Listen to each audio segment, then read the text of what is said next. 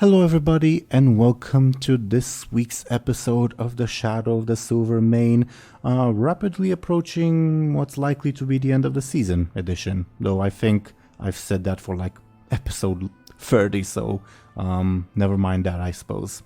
But before we go into like our players' introductions and like what happened last time, dear viewers, a usual reminder that this episode is posted on my channel, Teeironor. The episode after this one shall be posted on Bannerak's channel. All our links are in the description below. The episode after that one shall be posted on Sir Thompshire's channel. Again, links in the description, then back on mine, and so on and so forth.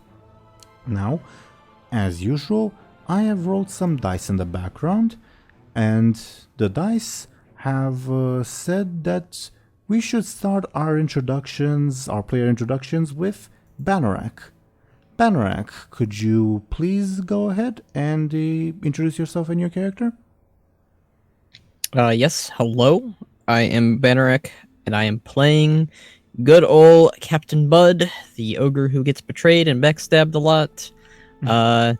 He is a good old handy-dandy ogre pirate, and he is helping out his good old buddies rescue their parents, and I guess stop the Silver Mane once and for all, hopefully. Woo! Hopefully.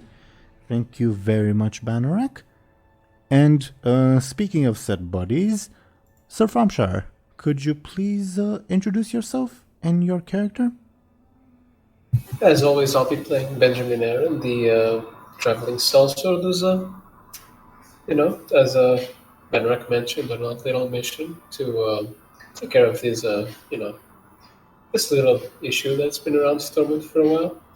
So, hopefully they take care of that and save their parents, and everything will be happily ever after for once in their lives, and they actually get to take a deep breath without anyone trying to murder them for once. So, here's hoping. You never know. But thank you very much, Thompshire. And next, I would kindly ask DoomGoblin to... Okay, sorry, it took a little bit for the overlay to switch. DoomGoblin to introduce himself and his character. DoomGoblin, could you please go ahead? Yeah, hello. I'm DoomGoblin, and I'm gonna be playing another of buddies. I play Captain Bladebeard, who is still in his forceful mode. I don't know for how long I'm gonna keep that. I might switch back to sneaky in a few sessions or in the next session. I don't know. We'll see. You went from... Go ahead. I am having fun with forceful. It's much easier to attack someone forcefully than sneakily. You went from subtlety rogue to outlaw rogue, I don't know. He was always outlaw rogue, I think. I don't know. But I switch specializations. No. Now you're a fury warrior. You have like 2 swords and everything. Yeah, but 2 one-handed swords. So. No one needs to know about that. Wasn't there a time when fury warriors couldn't wield 2-handed weapons, like 2 at a time, for a while? I think they added that in Rev, yeah. Makes sense. Anyway, DoomGoblin, anything else before we go to the next person? No, not really. Okay, then thank you very much, DoomGoblin. And next, we would have Zelris. Zelris, may I kindly ask you to introduce yourself and your character? Hi, my name is Zelris, and I play Lyri, Embersorrow, the reluctantly helping Blood Elf in these horrible dungeons, trying to save some people. I feel like there's an asterisk after blood in Blood Elf. She says something. You know, you can figure it out yourself if you want to, I guess. I mean, she grew a tentacle last episode, and that's what she is. Yeah, and nobody really batted an eye at that tentacle. Bud did for some reason, even though in his imagination he already viewed her with one, so very strange. Wait, what? He viewed one in his imagination. Yeah, back in Outland, Lyri had a tentacle. Oh yeah, well, maybe that's why Bud freaked out the most, because he's freaking out again. You know, he's going crazy. Sure. We'll see. I'm also like regarding the tentacle bit, and like this is the last thing before we go into the episode itself. We never really established like how big the tentacle is. Like the way I first imagined it was like, you know, the tentacles that like sprout out from the back of like broken Draenei in game, but I imagine users thought it was like something large, like I don't know, a faceless arm. The truth is probably in the middle. I don't know. How big is a broken thing? It's much thinner, a little thinner than like a normal human arm, I think. Human as in IRL human, not like World of Warcraft humans, because World of Warcraft humans are more muscly than all of us put together. Mm-hmm. I imagined it like barely longer than a finger, like really small. So it's like a tail. Yeah, I was wrong, I guess. We'll see. We'll see in gameplay if it like becomes relevant in like combat or whatever. We'll see. Thank you. Anyway, thank you, Zelris. Thank you for your introduction. So, last time, having entered what they believe to be the Silvermane headquarters, our heroes are set to deal with the conspiracy that has relentlessly hounded them through Stormwind once and for all. The party managed to quickly dispatch the first enemy they encountered, the mad mage calling himself Argentum Yuba, with little difficulty. When they descended into the underground complex, they encountered an unusual individual, played by Deli, Kippin, nicknamed Boom, a goblin rogue that Captain Buhd had briefly met in Netherstorm when he had been captured by the Burning Legion. Well, this was perplexing. Since the goblin was being relatively friendly, the party decided to allow them to join them. Soon afterwards, they found the complex's prison cells, where Martha, Joseph, and, surprisingly, Elswith Alarian were being held prisoner. Our heroes questioned the rogue noblewoman, who revealed the identities of the 5 leaders of the Silvermane, and that at least 2 of them, herself and Emilia Wishek, were unaware that the Burning Legion was involved in the conspiracy. Following Kipping's advice that the cell was likely magically protected, the group decided to leave the prisoners there until their business in the dungeon was done, with Guring standing guard over them. The party then encountered a trap room with 2 diverging paths, east and north. Hearing voices down the eastern path, they decided to follow it. Kippin, however, stepped on a trap, activating the room's guardians, 4 gargoyles. The goblin then revealed their true identity, a dreadlord known as Icarius the Soulflayer, and engaged the party in combat. While our heroes managed to beat Icarius and most of the gargoyles with relatively little injury, the dreadlord succeeded in warning the other inhabitants of the dungeon of the intruders. With their last breath, the arrogant demons smugly stated that our heroes would never reach the portal at the end of the dungeon before succumbing to their injuries. So, last we left off, we were still in combat because there's still 2 gargoyles around, buzzing around and attacking you guys, with the caveat that both of them are pretty wounded, and I think the one attacking Buhd specifically is pretty much at death's door. We had Benjamin, who delivered the final blow to the Dreadlord. Was it Benjamin or Lyri? It was Benjamin. No, it was me. Okay. So we had Benjamin and Lyri's turns. Next in line would be Bladebeard. I guess just before we continue with the combat, I guess what's everyone doing? You know that like the Dreadlord called for help.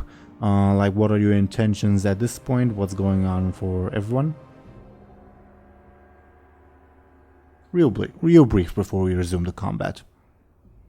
I guess we continue fighting, right? Yeah, Lyri's just waiting for the reinforcements to arrive. Presuming the other two gargoyles are finished off. Fair enough. So in continuing of the initiative order, we would start with Bladebeard's turn. Alright, so there are still no new soldiers, just the gargoyles? No, nothing new. I think only Benjamin is in a position to potentially check. Is Benjamin interested in doing that? Maybe my turn, I guess. Up to you. So, Bladebeard, you are currently only aware of the gargoyles. Alright, I'll move towards one of the gargoyles and I'll try to attack him with a dagger that needs blood, even though they are made of stone. Are you going for the one that was attacking Buhd or the one that was attacking Benjamin? The one attacking Buhd. Sure. Then your attack with the dagger. Okay, sounds like a forceful attack, I suppose. Could you please roll?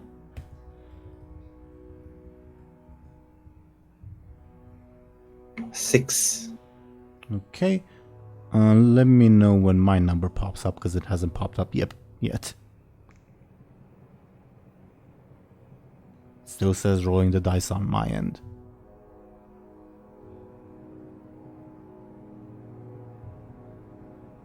Roll 20 is being lovely today. 8. 8. Okay, so the gargoyle easily dodges you. Yeah, and would probably continue its assault. Anything else on your turn, DoomGoblin? No, not really. Okay. Then for the gargoyles, one of them will go after Buhd, and one of them will continue going after Benjamin. I'll roll for both of them, but the first roll will be Buhd, the second roll will be Benjamin, okay? Okay. And I would kindly ask both of you, how do you defend yourselves? I'd say Buhd would be using his handy dandy cannon as a shield against this gargoyle that is after him. Okay. Then can I get a forceful from you, Banrak?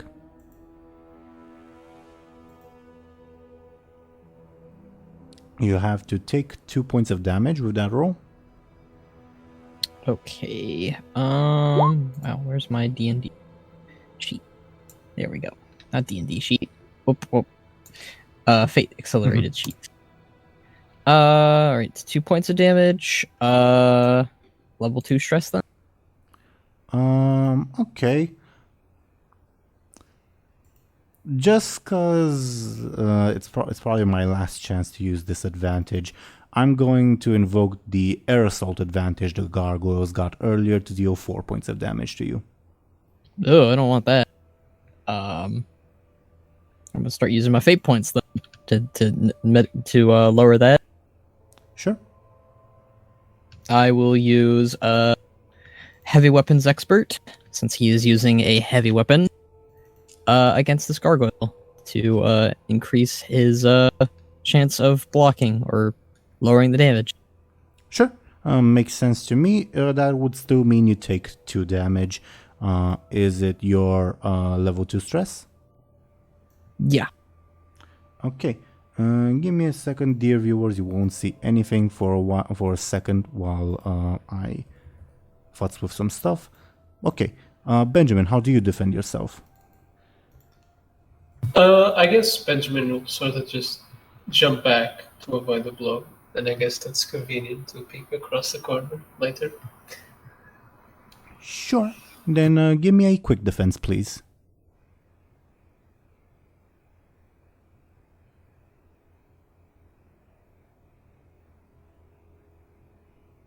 Did you roll? Let me know. Yeah. Because it's not showing up on my end. I think the issue is on my end. I think it's either on Roll20's end or on both our ends. I don't know. But do let me know if and when the number pops up, okay? Yeah, I got a 10. Okay, I believe you. A 10 is a successful defense, and you also gain an advantage because the gargoyle got a 6. Would you like another charge on standing your ground, or would you like a different advantage? Yeah, sure, that's fine. I'll keep the old advantage. Okay. Duly noted. Kippen is off the initiative order, so it's Bud's turn at this point. Alrighty, Bud will go to bash against the gargoyle that was attacking him with his cannon and go for its face. Okay, can I get a force from you, please? Yes. Okay, and also give me a second. A 10.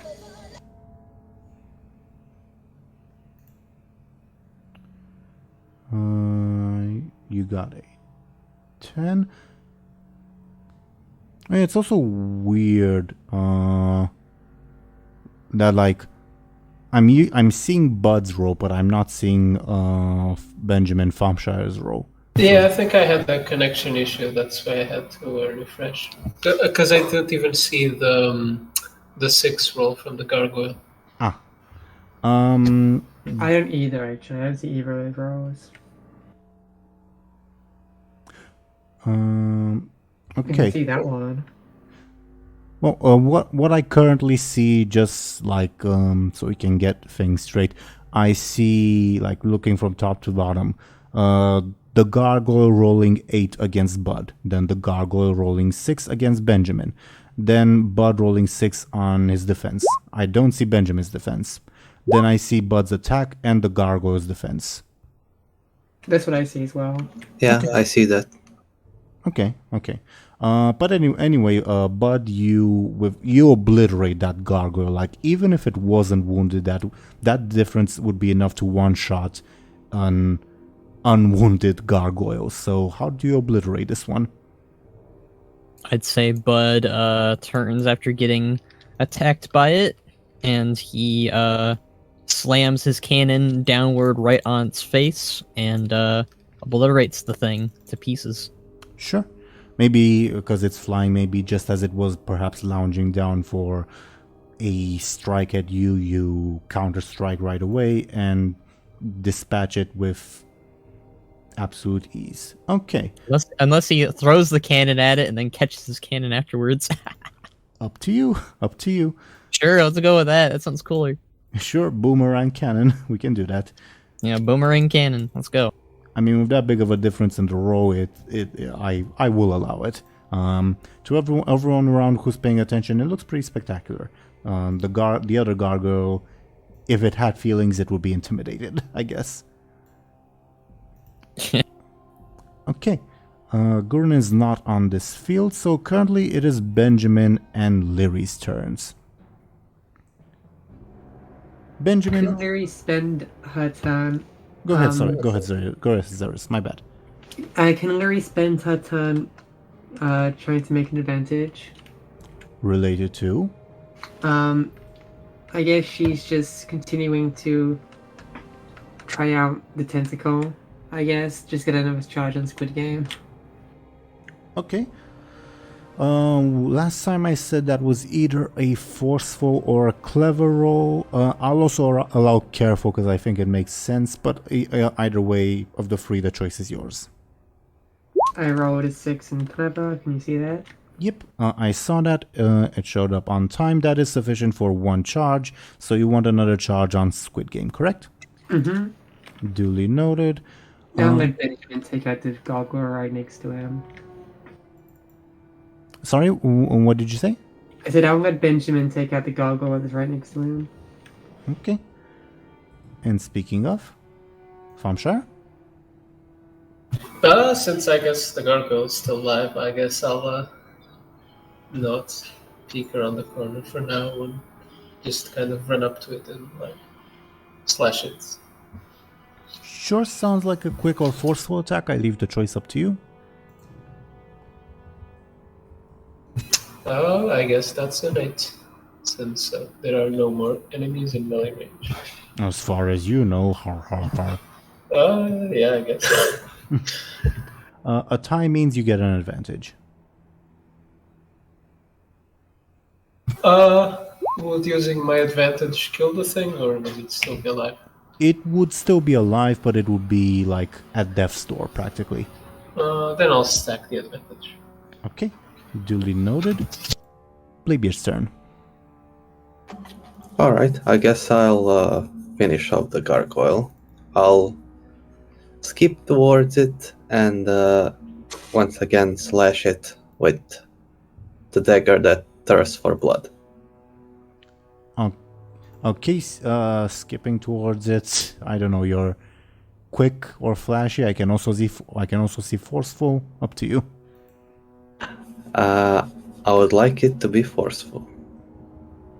I allowed you the choice, so please roll.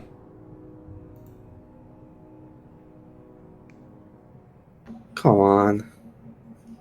With that roll, the gargoyle hasn't damaged your beard, I think. So yeah, the gargoyle would gain an advantage. Alright. As it just weaves and dodges. Even though it's wounded, it's still airborne, which obviously presents a difficulty for you guys. And on that note, I think it will swoop down at Bladebeard. Feeling a little bit, well, if it had feelings again, it would feel aggravated at this apparent assault. How does Bladebeard defend himself? I'll try to roll out of the way. Can I get a quick then, please?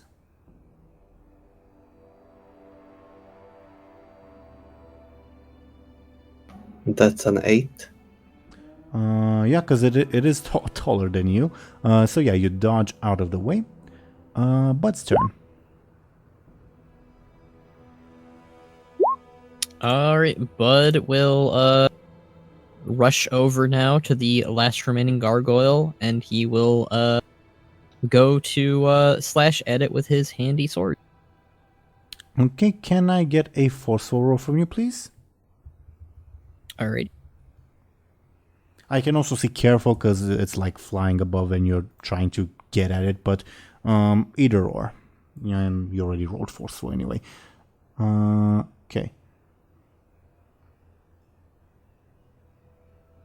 I guess he's like jumping at it, if that adds anything. Sure. It's fine. Makes sense to me. Okay, that wounds it further, but it is still up. One more blow and it will be down though. Top of the round.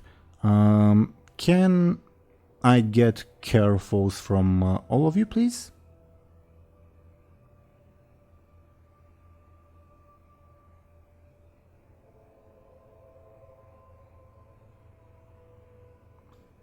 Lyri's off in her own world. Okay, Benjamin only thanks to his stunt. You think you hear footsteps from the east, like coming your direction. Okay. Benjamin and Lyri's turn. Lyri will, I guess, seeing they're struggling to kill the flying gargoyle, she will try and quickly shoot it down with a void bolt. Sounds like a quick attack the way worded, or forceful. I leave the choice up to you.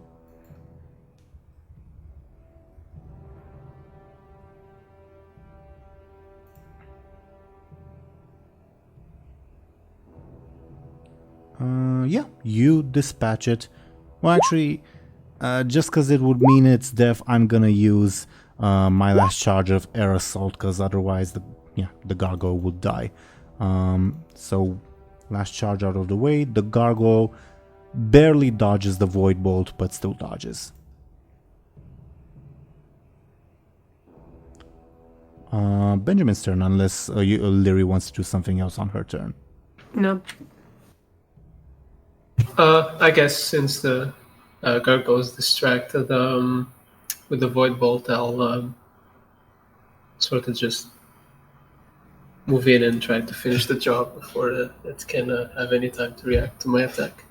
Sounds like a quick or sneaky attack. I leave the choice up to you.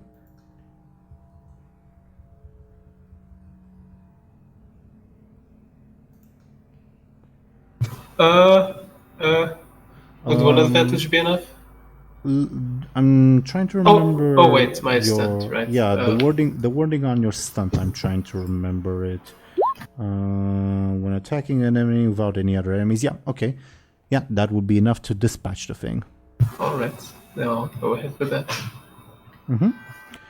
You proceed to do that, and the gargoyle falls down to the ground and crumples as it crashes down. You guys are victorious for the moment. All right. So as soon as I'm kind of done with that, I'll just pull my sword out or whatever happens and say, "All right. I think someone's coming." We should probably hold our ground then. Yeah, the dance floor is ours. Oh, we dancing now? Oh, this is a bad place to dance. Lyri will move What? in to like cover the side of the tunnel. If anyone comes out, she'll jump them. Okay, yeah, I was gonna say that you guys can click and drag your tokens, yeah. So we just wait until they come out.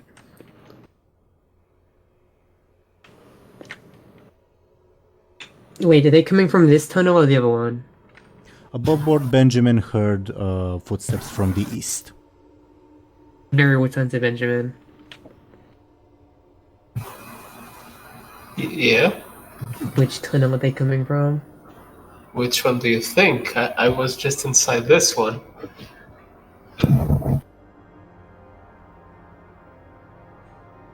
Lyri will just shrug.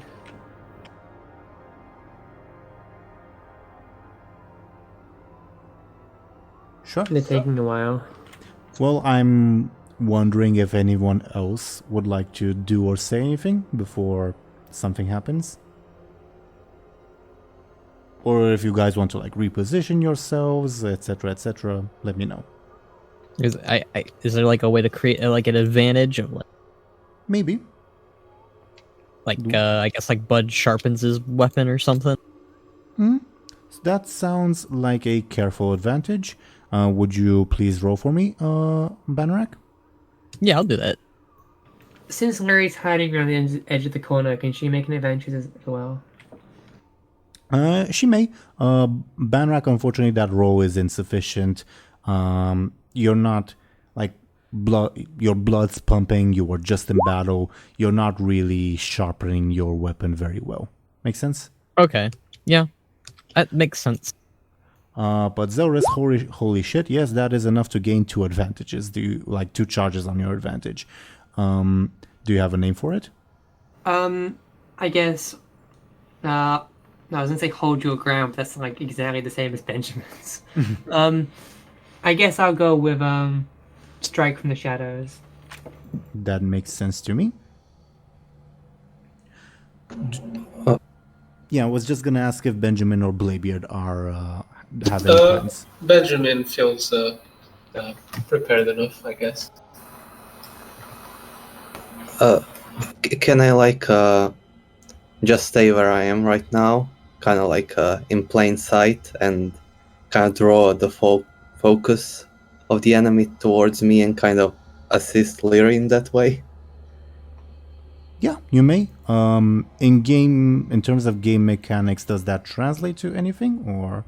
An assist +1. Oh, that... You could just make an advantage you can give me, but. Also, Zelris is also right, but to answer DoomGoblin's question, yes, I would allow it so that like Lyri would start the round with an assist already in play. Yeah, I think that's better than me trying to create an advantage. Yeah. Because I could fail. That's true. Fair enough. All right.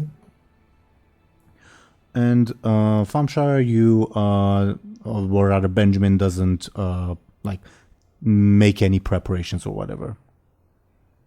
No, it's already ready. Sure. Duly noted. Then, Bladebeard, what you will see coming down the tunnel, which like takes a turn at one point.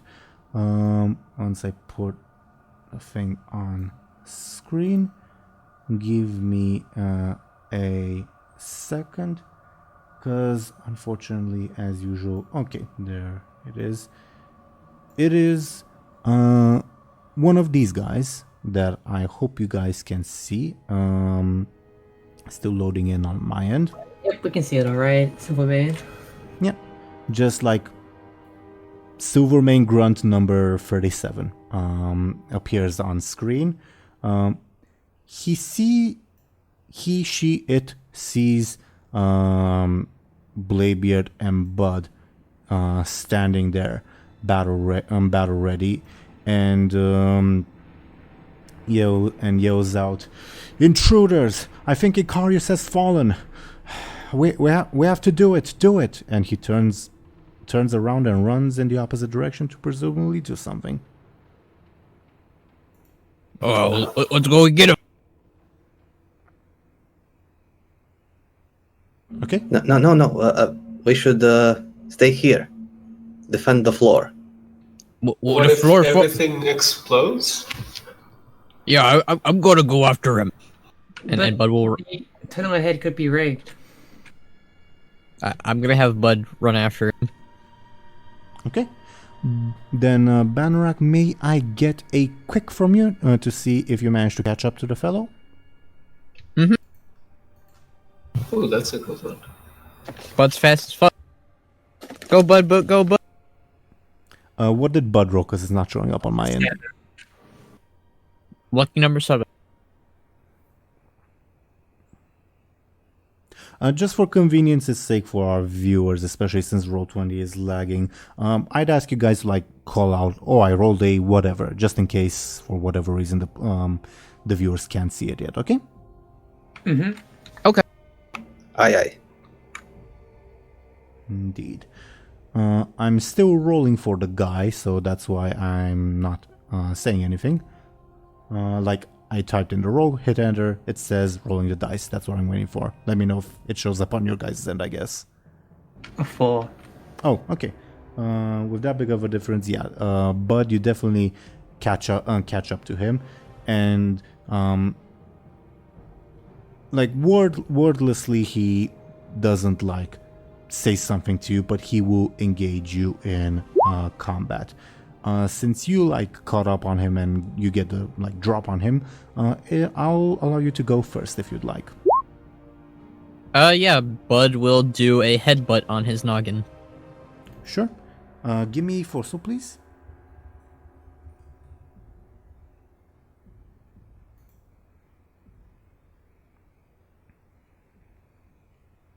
And I rolled a 5. Mm-hmm.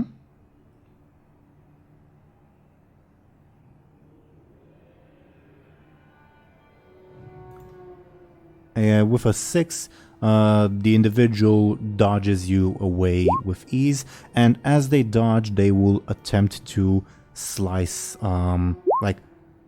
as they like dodge and try to get behind you, they'll attempt to like slice at your the back of your legs. Make sense? Okay. How does Buhd defend himself? I'd say Buhd would try to parry it somehow. How specifically? With like his sword, like trying to like hack and slash it a lot. Okay. Sounds like a quick or forceful defense. I leave the choice up to you, or careful, I guess. Quick, forceful, or careful. I'll stick with my forceful. Sure. Oh no! Wow. What did you roll? I rolled a Critical 4. fail. I'm definitely gonna reroll. Okay, what are you invoking? I will invoke Pirate Captain since he is wielding his sword. Pirates are very handy with their sword. Makes sense to me. Can I get a reroll then, if that's what you want to do? Yes. Okay. Much better. What did you roll? I rolled a 9. Okay. Give me a second because Roll20 has temporarily broken on my end, so I'm gonna have to, I think, refresh the page. Oh. Okay. So, you rolled a 9. Okay, that is sufficient for you to defend yourself. Okay. Before we continue with the combat, you'll see this, like, Bladebeard, Benjamin, and Lyri. You see this combat going on. Do you want to intervene in any way? I'll just call out to Buhd and just tell him not to kill the grunts, because we may want to ask him a few questions. Okay. If you can take me alive, and he, like, readies his weapons again, ready to strike. I'll charge in with Buhd. Sure. You prepare to charge in. You will reach the combat, like, at the start of the next turn. Make sense? Next round, All right. rather. Does Lyri do anything, or?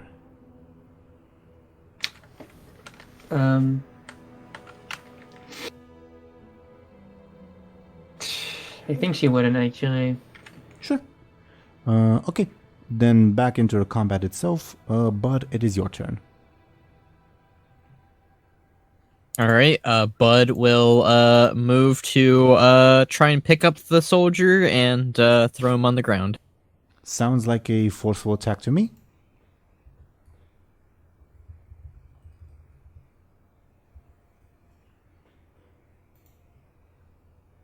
Again, I'd ask you guys to... Yeah. Sorry, I keep forgetting that. I No rolled worries. a 10. No worries, that is very impressive. My defense is still rolling, so I guess we'll wait for that. 7. Okay, so you pick up the guy and you smash him on the ground. He looks dazed, but is still in the fight, and he'll try to stab your arm with his dagger as you are currently pinning him. Okay? All right. I think Buhd would try and smack that away, the weapon, or rather, like try to. Sounds like a forceful defense. That's a tie. Tie means the guy gets an advantage. And while I type that advantage in, Bladebeard would arrive on the scene. Bladebeard would go first because he has the highest quick. Alright. Bladebeard will yell out, "Charge!" and like charge head first at the guy. Like headbutt him. Sure. Sounds like a forceful attack. Sorry, I'm still typing in the guy's advantage, so give me a second. I rolled an 8. Okay. His advantage is able combatant. Okay. And I'm gonna roll his defense. Well, actually, he can't really defend like normally he'd go with quick, but Buhd is pinning him down, so that's a bit unfortunate. For him, I mean. Nice.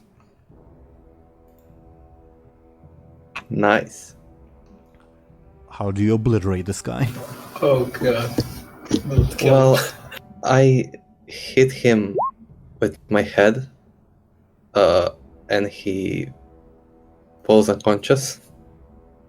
Sure. I mean, Is that fine? yeah, you guys have complete reign over what happens to this guy. And I like, even though is he wearing like plate armor? Thompshire knows this actually, because he. I does- mean, I mean- it's a leather set, so. Yeah, but it does plates, so... I don't know. Yeah, I guess whatever. the joints aren't very platey, so it doesn't squeak too much. Whatever he's wearing, Bladebeard doesn't feel a thing as he hits him Okay, that's what head I first. Okay. I was hesitating because these guys are more like agility fighters than strength fighters, and I don't know if they would wear plate necessarily because it might hinder them. But sure. Either way, you knock him out. You guys have complete reign over him. But I will mention you guys made a lot of noise. Like, that is very much apparent. Yeah, someone was screaming charge and whatnot, and yeah. Bud was screaming, okay, and all that. Fair enough. So, do we need this one alive? Yeah, just drag him here or something. Just take him out of the corridor. I'm going to take his helmet off. You take his helmet off. You take his helmet off, you'll see what looks to be like an ordinary individual with short hair, much paler skin than what's normal for a human. And I don't just mean like a pasty white person, but like very pale.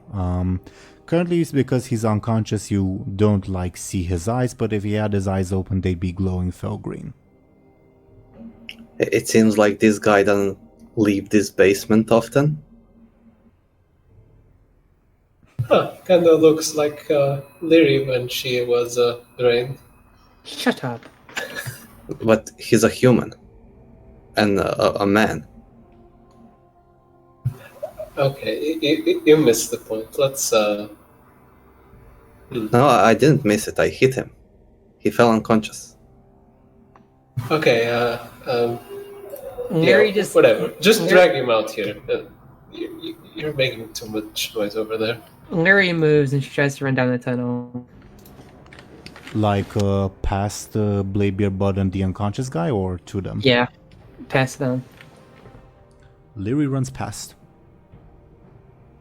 Well, at least attempts to. I don't know if Bladebeard or Buhd intend on stopping her or not. No. Benrak? What? Sorry. Lyri's running on ahead. Does Buhd have any intention of stopping her, or is he allowing this to happen? I mean, no one stopped Buhd, so Bud's cool with it, unless someone tells him to stop her. So, no. Sure. So, Lyri runs on ahead. I'll tell you what you see in a second, Zelris. I just want to see what everyone else does, like, generally speaking, okay? Mm-hmm. Alright, maybe I can put his helmet on and then trick them that I'm one of them. I think you'd have to steal the whole outfit and But have, like, evil fell eyes. I don't think his outfit will fit me. Yeah, I assumed as much. Your head is also massive, so I doubt the helmet fits. It may not fit him, but it fit Benjamin, maybe. But Benjamin can also, like, change his appearance whenever. Yeah, so you borrow his orb, and he dressed up like a stinky man, and Buhd, what does Buhd do? A good question. Look, or we can just... I don't think there's much point in doing that when Lyri's running off to get us all killed. Yeah.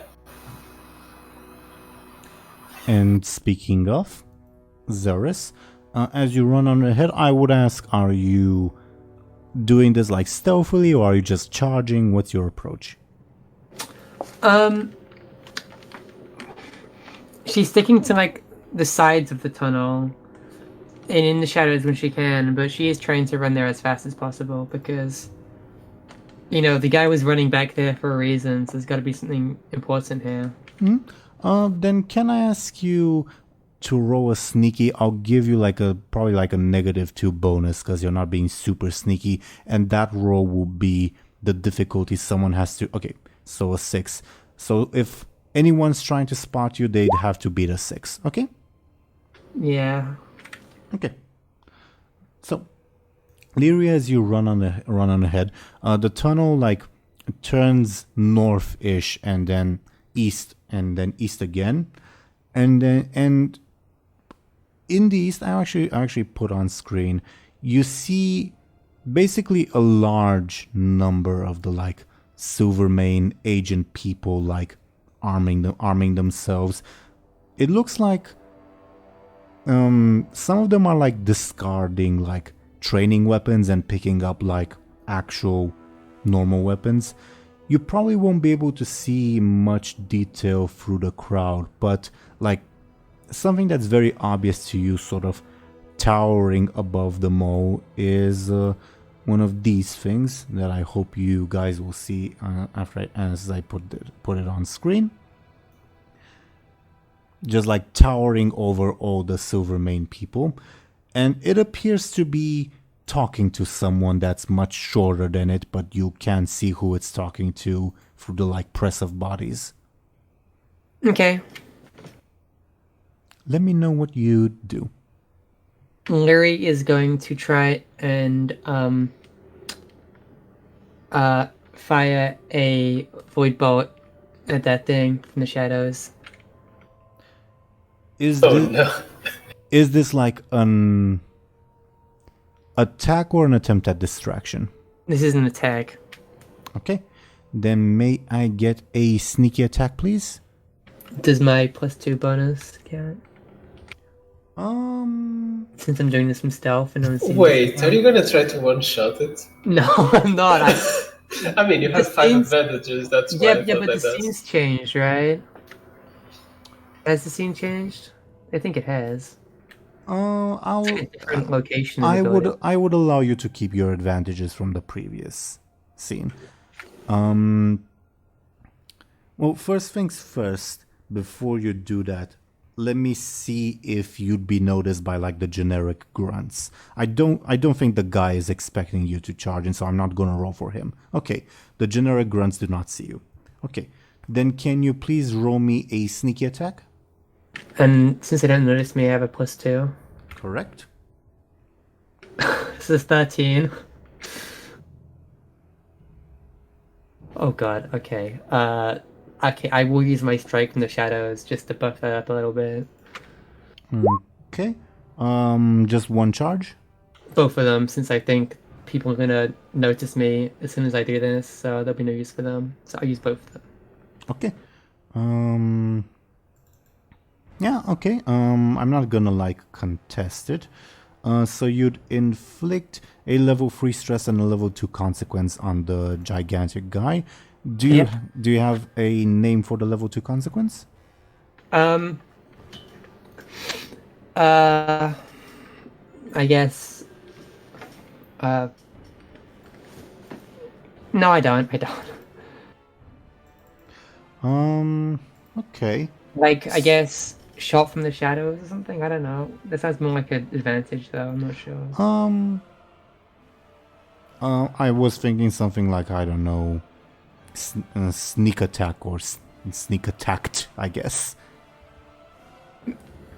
Maybe caught off guard. I don't know. Yeah, sure. Caught off fell guard. But he's a fell lord. Oh yeah, he's the bigger one. Mm-hmm. Mm-hmm. He's massive. Okay. Give me a second to switch overlays again. Okay. So what happens is this void bolt flies like surprising and shocking all the trainees, and it just slams into this fell lord who like takes a step back from the shock, and you hear like you think you hear like the laughter of a woman like laughing at the fell lord, and the fell lord in an absolute rage just bulldozer charges back towards you, and the like Silvermane grunts like they don't like charge you yet. They like rush to make way to like let the fell lord pass because they don't want to get caught up in like stampeded. Yeah. Okay. That was your sneak attack. Let me see. You have a quick of 8. Let me see what everyone else's quick is. Give me a sec. Okay, there is someone on the scene who is quicker than you. Okay. As the like Silvermane people part and like make way for the Fell Lord to charge in, and you see this massive monstrosity just barreling through. You also see like almost like a flash of green light, but it's not like a spell, it's an actual individual wreathed in fell power charging at you, like much quicker than the Fell Lord. How do you defend yourself from that? Lyri will, I guess, feign to parry him to make him, I guess, strike earlier than he would, and then blink a couple steps back to avoid the attack. Sure, sounds like a sneaky or quick defense, or careful, I guess. I leave it up to you. That is sufficient. You also gain an advantage. I guess the advantage will be, like,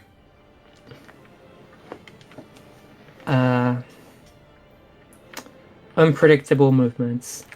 Sure, I'll type that in, but before I do that, the individual who attacked you, like they'll come clearly into view as they ready their weapon to continue fighting you once I put them on screen.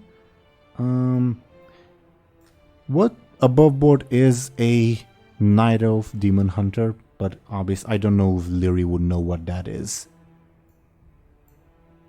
Oh wow. And she says, "Sneaky one, aren't you? I'll be sure to rip your arm off." What was the advantage? Sorry. Unpredictable movements. Okay, sorry. Go ahead. Go on, give it a try then. Oh, I will. Your turn. Okay. Seeing that this person has just immediately tried to attack Lyri, Lyri is going to, while this character is, I guess, talking, Lyri will try and use her tentacle to, like, trip her up and make her fall over. It's like knock her legs out. Sure. That sounds like a sneaky attack. What do you think? That's fine with me. Okay.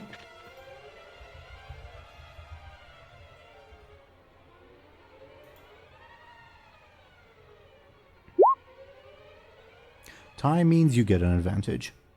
I'll get one more for Squid Game because I'm using a tentacle. Sure.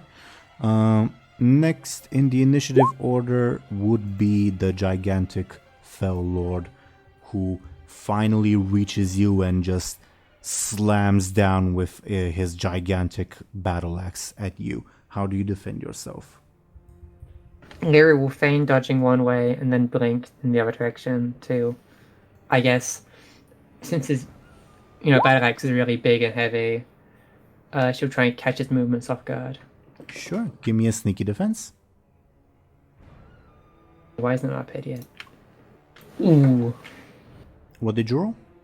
An 8. Ah. How do you take 4 points of damage? I'll take...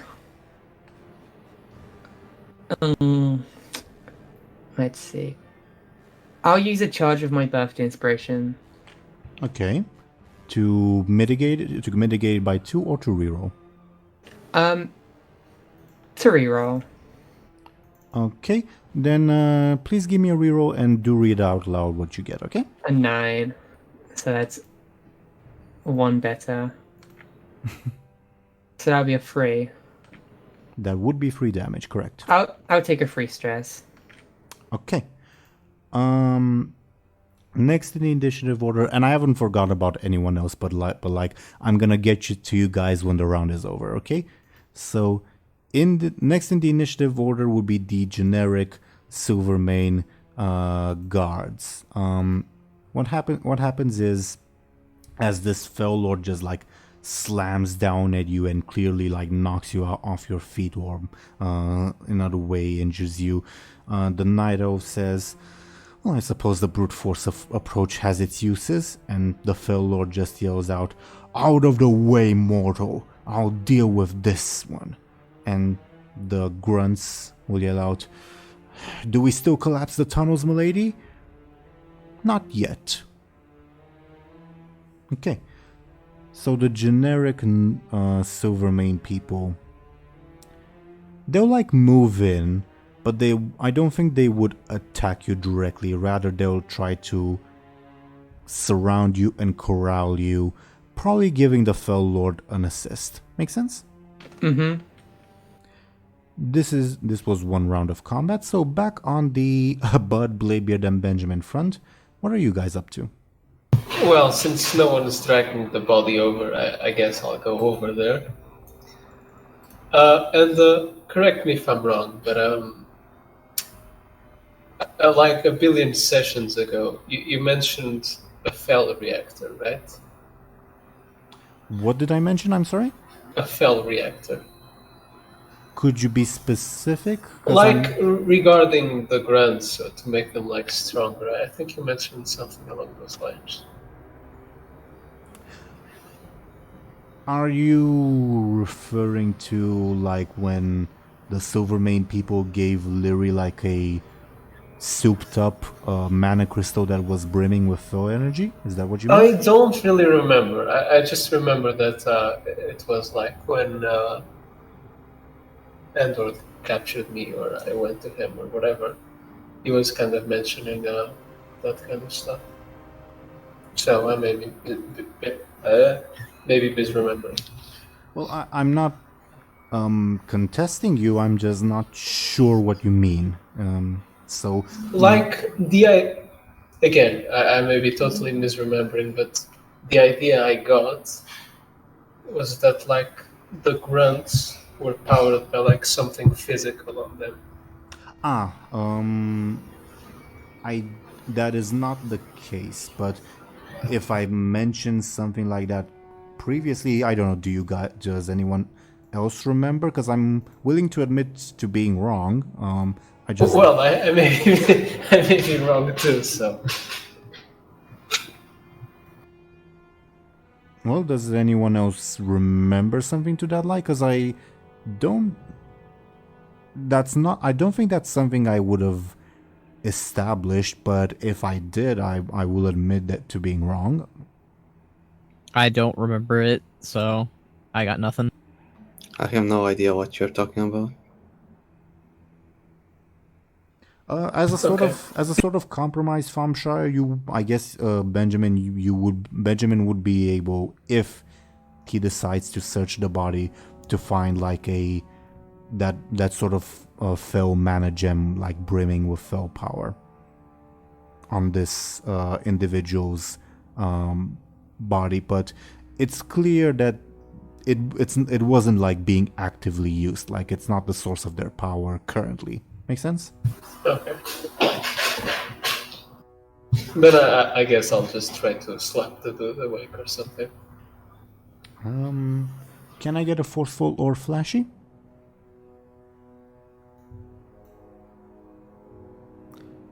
You slap him and he lets out a grunt, but is not quite awake yet.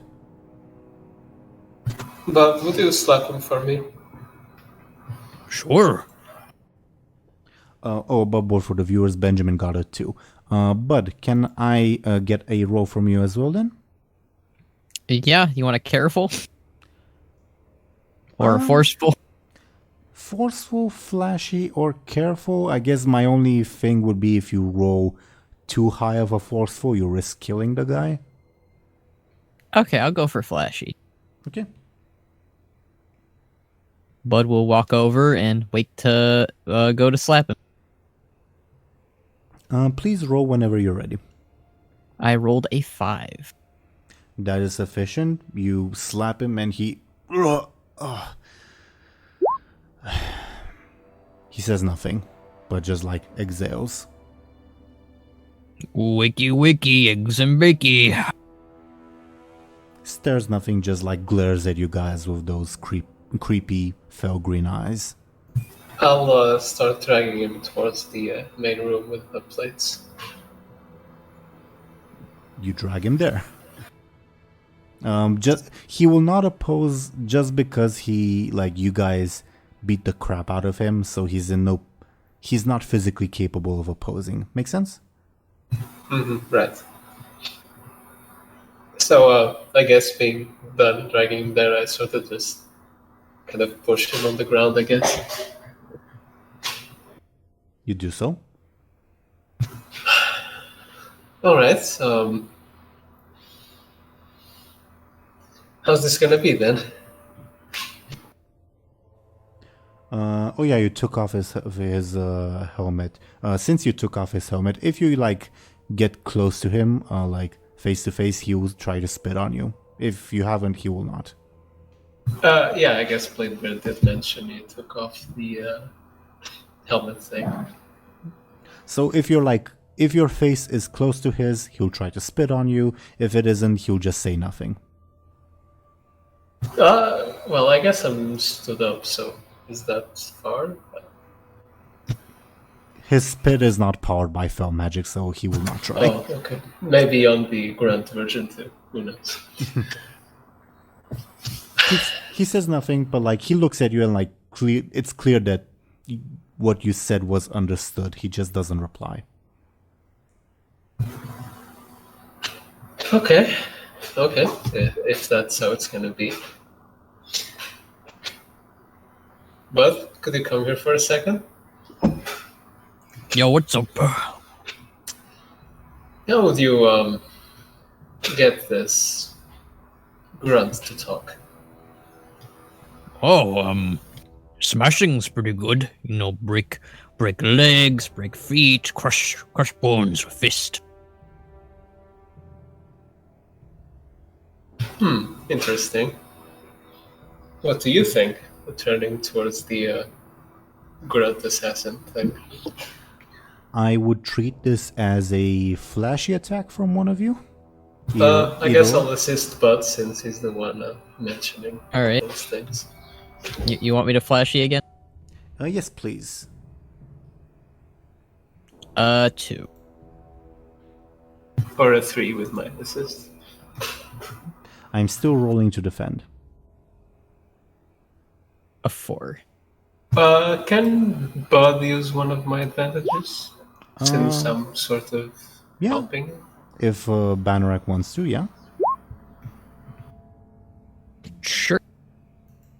Sure. Yeah, you use one of Benjamin's advantages. You see a flicker of fear on this individual's face, but he resolves himself and still says nothing. I think we should ask questions first so he can answer. Well, go right ahead, Captain Bladebeard. Alright. Tell us where the magical seal is, or we're going to kill you. He looks confused. Where is the seal? Tell us and you'll live to tell the tale. Which one, stupid dwarf? But there's more? You have more than one seal? He says nothing. He obviously doesn't know. Let's just kill him. Wait, I think there's something interesting to ask him, such as, what were you trying to tell the others? He looks behind him to see if anyone's coming to his rescue and sees that nobody is, but he's still hesitating. Feel free to try to intimidate him further if you'd like. I'll take out one of my axes and kind of throw it at very close to him. Give me either flashy or careful. Careful just because you risk actually hitting the guy.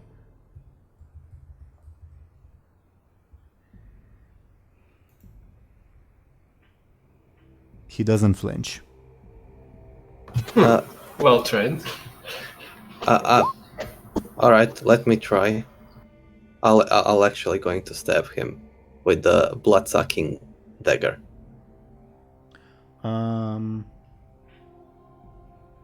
Let's say like his leg. You do that. Yeah, I don't think I'll require a roll for this.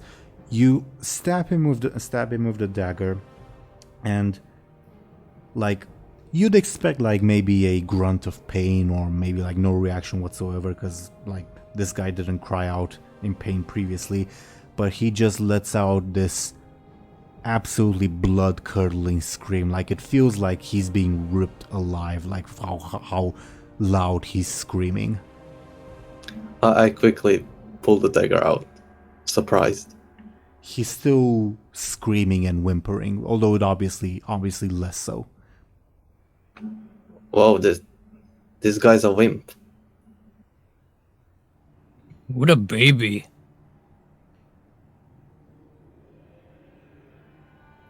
So are you gonna tell us about? You meddle with forces you really do not understand, dwarf. I barely understand anything. I thought that would be kind of cool to say. I don't know, did it came out cool? He's still like the guy's still like recovering and like whimpering in pain, not saying anything. Alright, I assume you don't want Captain Bladebeard's dagger in your leg again, so... Do you want to face the endless jaws of oblivion? Well, with you aligning with the Legion, it seems you do. The Legion is nothing in comparison to that thing, indicating the dagger. Oh, thank you. I told you guys, I'm the most powerful demon here. The demon of the sea.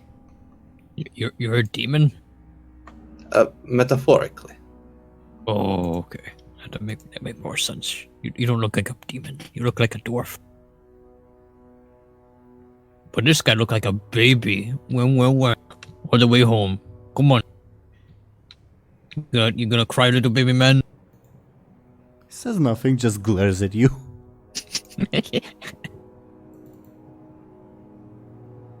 Come on, little baby man. You gotta tell us what's going on here. We're gonna rip off your foot. I will speak if you promise me a quick death. Oh, that's pretty easy. Yeah, we could do that. And if you don't talk, we'll leave you alive. He looks momentarily confused, and then he looks at Benjamin and says, I'm assuming you're the brains of this little group? Sure, let's go with that. Ask, he says.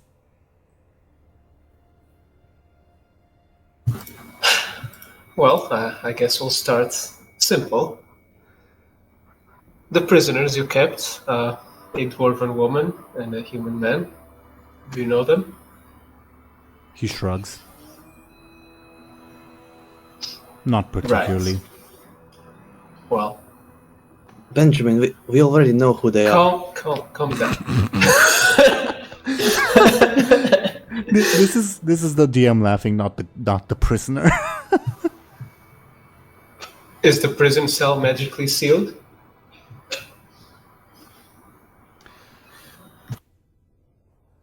It's supposed to notify its jailer of the breach, yes. If it was breached.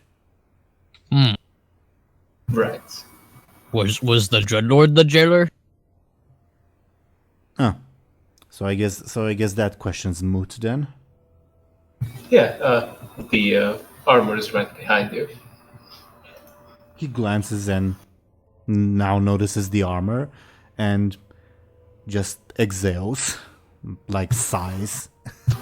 Right. On to a more complicated question. What are you people doing here? You're the one wandering into our base of operations. What do you think we're doing? Well, nothing good, but we know very little of the specifics. I don't. This is where we stockpile weapons, where we train the troops for the eventual takeover of Stormwind. Satisfied? And the demons? They're here to help, I guess. Well, Tartarus is an awful drill instructor, but what can I do? I guess I won't have to worry about that anymore. What are you drilling for? The takeover of Stormwind, I said that. Alright, the only kind of important question that we have, where do you keep the money? He points to the room up north. Aha! Alright, we know where we're going next, I guess. I thought you were here to save your parents, not get money. I mean, they're already saved. Look, Are okay, they? Bladebeard, leave that for later. I want to get my ogres out of here, not get money all the time. Come on. Well, we need money to buy the ship. When Bladebeard says, "Oh yeah, they're already saved," he chuckles. The prisoner. Oh yeah, see, he evil laughing over there. That always is bad. Maybe Buhd should go back. All right, you have a couple grunts, some demons. How is that remotely enough to take Stormwind? There has got to be something else, right?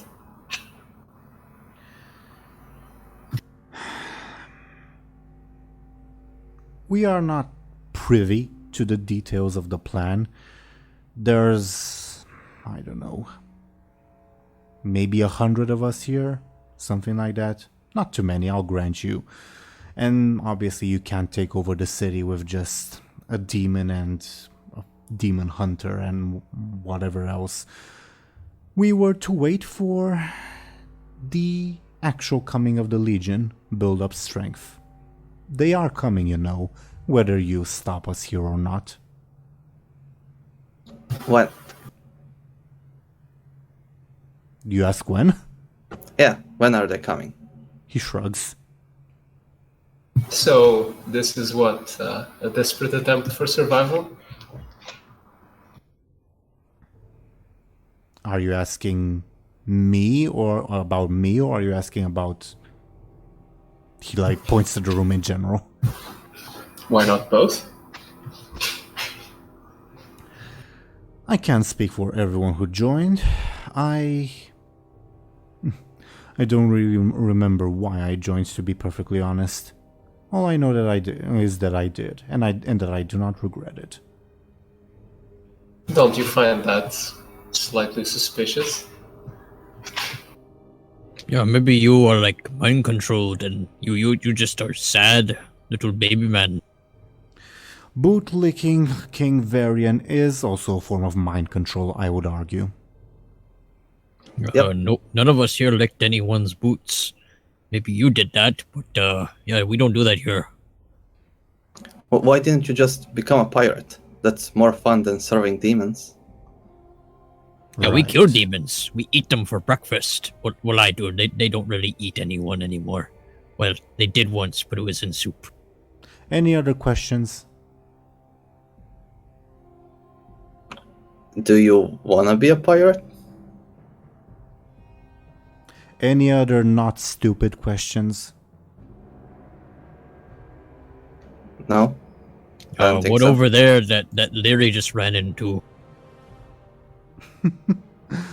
Someone ran into there by themselves. Yep. Well, then I guess there's just 3 of you now. See, this is why we shouldn't do the talking. Let's just go and save Lyri, and then maybe check on parents. This is pointless. Let's go. Alright, this guy obviously doesn't know anything.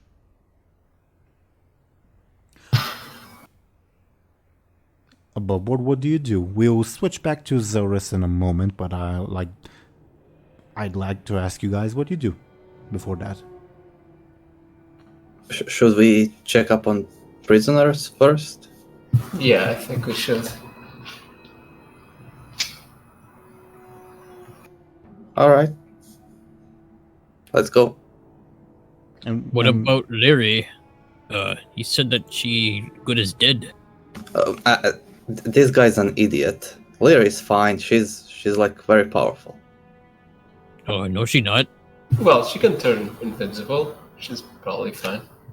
What if they get her before she turned invisible? Well, I think we'd have heard some screaming, I guess.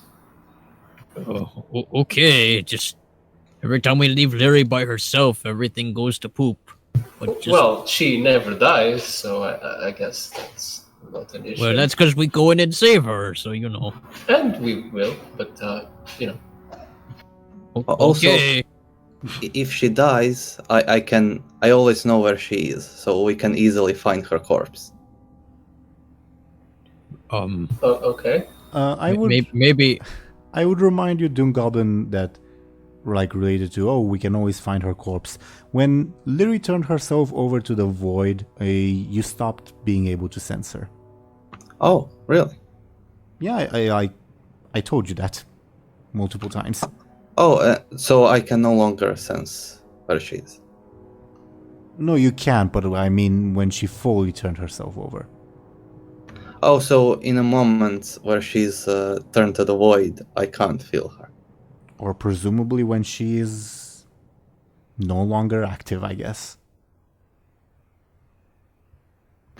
Alright. Maybe we split up and I go help Lyri and you guys go see parents. Maybe. I don't know. It just seemed like bad idea. Yeah, I mean, our parents Well, are with Gurin. But Gurin's... Well, it's Gurin. I mean, he can probably defeat anyone here, so... Right, but he has like half a brain cell, so, without you, it's not much use. I mean, you don't need to have a whole brain to swing a hammer. Okay, imagine someone friendly comes around. Gurin hits just them with a hammer. obliterates them. Yeah. You know what? Who friendly is coming? I don't know. I'm just saying. And again, we don't really know these tunnels, so maybe there's a way around. I just don't know. Alright, let's see if they're fine. Oh, so we just all going then? Yeah, Lyri is fine. I believe in her. Okay, alright. You say so. We come back and she dead, or she had a fell Lyri, not Bud's fault.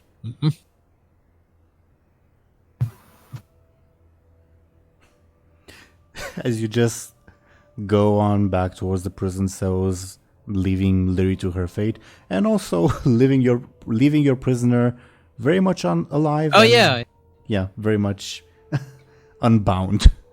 Oh yeah, he said he wanted a quick death, so Bud gonna snap his neck then if everyone's okay with that. It isn't better for him to live to tell the tale, to spread the word about Captain Bladebeard and... Oh no, he asked us to kill him. Quick death, But that's not good for business. But I doesn't don't do think business. we're doing a lot of business down here. Yeah, Bud's business is killing people, so this is Bud's business. It's good. Good business. Oh, Look, just hurry it up if you really want to do it. Alright, I'm gonna do it. Can I then kill him? My dagger wants blood. Look. I eat your blood. No. Look. We promised You promised me a a quick death, not that thing, not mean, the jaws of oblivion, please. Okay, yeah, I'll snap his neck then. Okay, jeez. All right. Goodness. Maybe eat the blood after Bud's done. I don't know. Does that count? Sure. Yeah, he still has blood when he's Yeah. dead. Are you okay with him eating your blood after you're dead, or? It doesn't matter. He doesn't have a say in that. Well, we should ask him when he's not, because we can't ask him after. Well, because it doesn't matter after. Well, what do you think, Mr. Man? I think that it is wonderful that you're wasting your time here. Okay, fine, but snapping your neck then. Goodness. But Bud walks over and snaps the guy's neck after he says that. No roll required, you do so. He dies with a half smile on his face. That guy sucks. I should have given him the jars of oblivion or whatever. Probably. That guy was a dick. Goodness. Well, Laughing but it up. it does make me wonder if these people are brainwashed somehow. Maybe. It's very weird. He doesn't remember Well, wait, when he you're- joined. He's like, what, 30 maybe? Is your cousin brainwashed?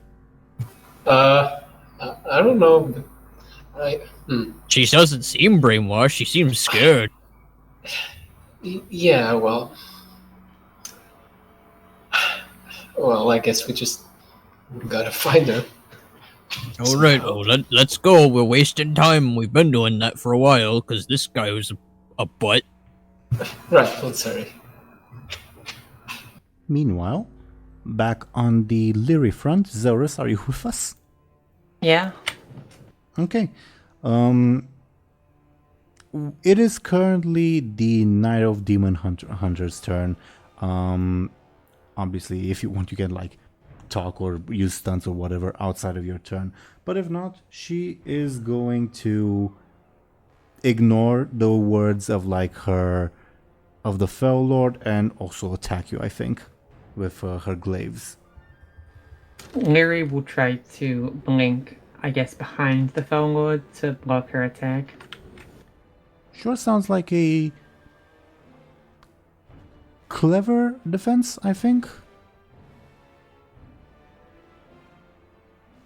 Okay, that is 1 point of damage.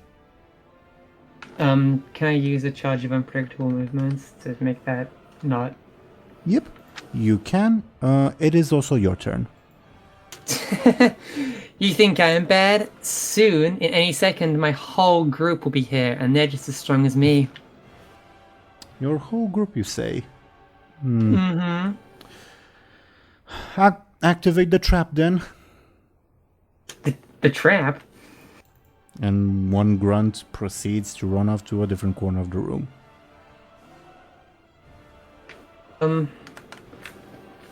Lyri, I guess, will... How far away is this grunt? You're currently surrounded by these two and a bunch of other grunts who are just penning you in. So I would say fairly far, though you can try to reach him. You can try with a blink and such. Lyri, I guess, will try to blink and also use the tentacle to, I guess, make up space and trip him over. Sounds like a quick or a sneaky attack against that specific grunt. That's a 10 if that came from on your end. It did. Just give me a second. You do trip him up, but he's still fighting. And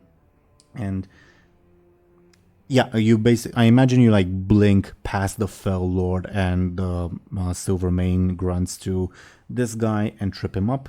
And the Demon Hunter lady says, "Fools, prove your training already." And the grunts would close in. The Fell Lord, though, would try to smash you with his axe. How do you defend yourself? Lyri will feign to dodge one way, but as the axe comes crashing down, she will blink underneath him to dodge the blow. Sounds like a sneaky defense. I guess that'll be a 2 stress. Yes, that would be 2 points of damage. I'll take my level 2 stress then. Okay. This isn't like a how should I say this? Me trying to backseat you. This is just a kind reminder that the option to concede a fight does exist. I know. Okay. She can always man-attack one of them if it comes to that. Just saying. I mean, it mainly works on weakened people. None of these people, except the guy she tripped up, are weakened. There's a lot of people and they all dress the same as well, so... Sure. As for the grunts, yeah, I think they'll continue trying to, like, hem you in, like... Actually, no, they will probably try to go for a hit because the Demon Hunter lady ordered them to. So they will, like, try to charge in and use their numbers to their advantage to reduce your options of defense. How do you defend yourself? Lyri, I guess, will try and put the numbers against them and kind of blink and dodge and weave between them to put off their attacks and to confuse them. Sounds like a quick or clever defense. I leave the choice up to you. Yeah, you also gain an advantage with that. I'll add another one's unpredictable movements. Sure. As you dodge with absolute ease, the Demon Hunter lady, like, just exhales frustrated and says, "You fools, step back and let me, a professional, do it. Get the trap off already. Stop skulking about," as she yells to, like, the guy you tripped up. But the Demon Hunter lady, on her turn, will charge in at you. How do you defend yourself, Lyri? Well, since he's charging at me, Lyri will charge right back.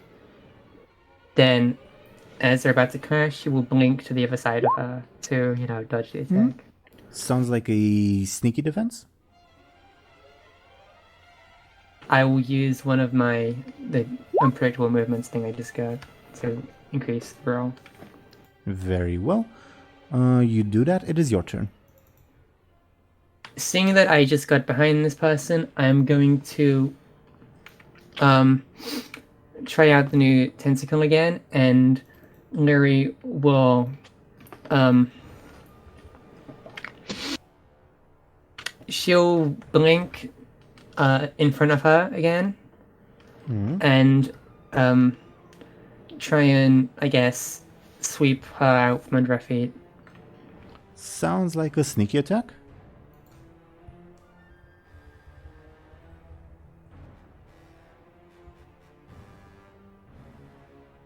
I got an 8, by the way. I'm still rolling on my end.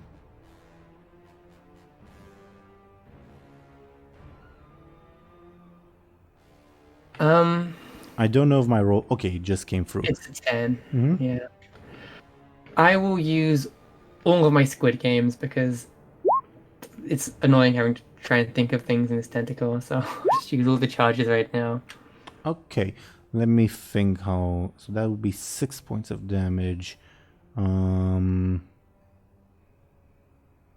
I mitigate it?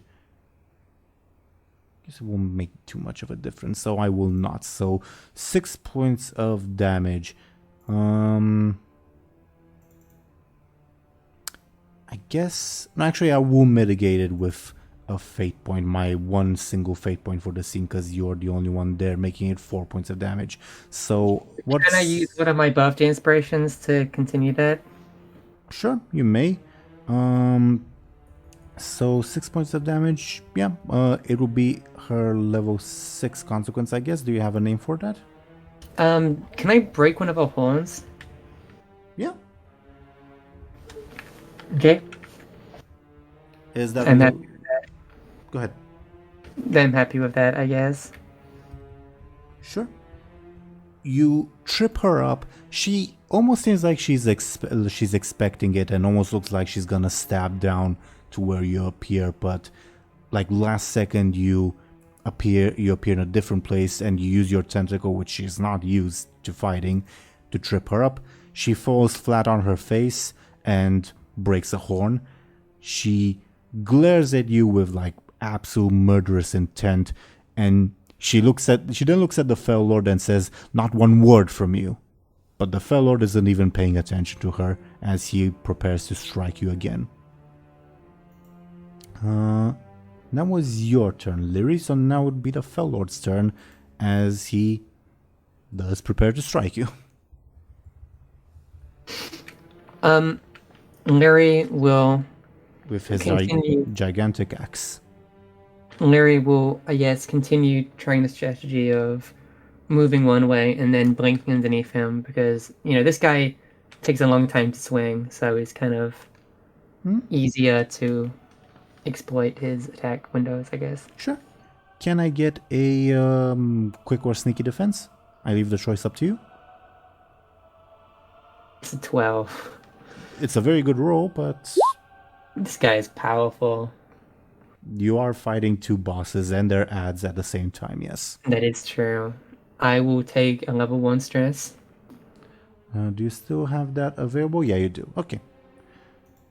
As for the generic grunts, the guy you tripped up will run to like activate the supposed trap, but for the others, they'll continue trying to contain you, I guess, for lack of a better term, to like press you so that you don't have many options of movement, probably granting the Demon Hunter lady an advantage. Okay. It's her turn at this point, as she will probably like jump up from being prone and try to quickly slash at you. How do you defend yourself? Lyri will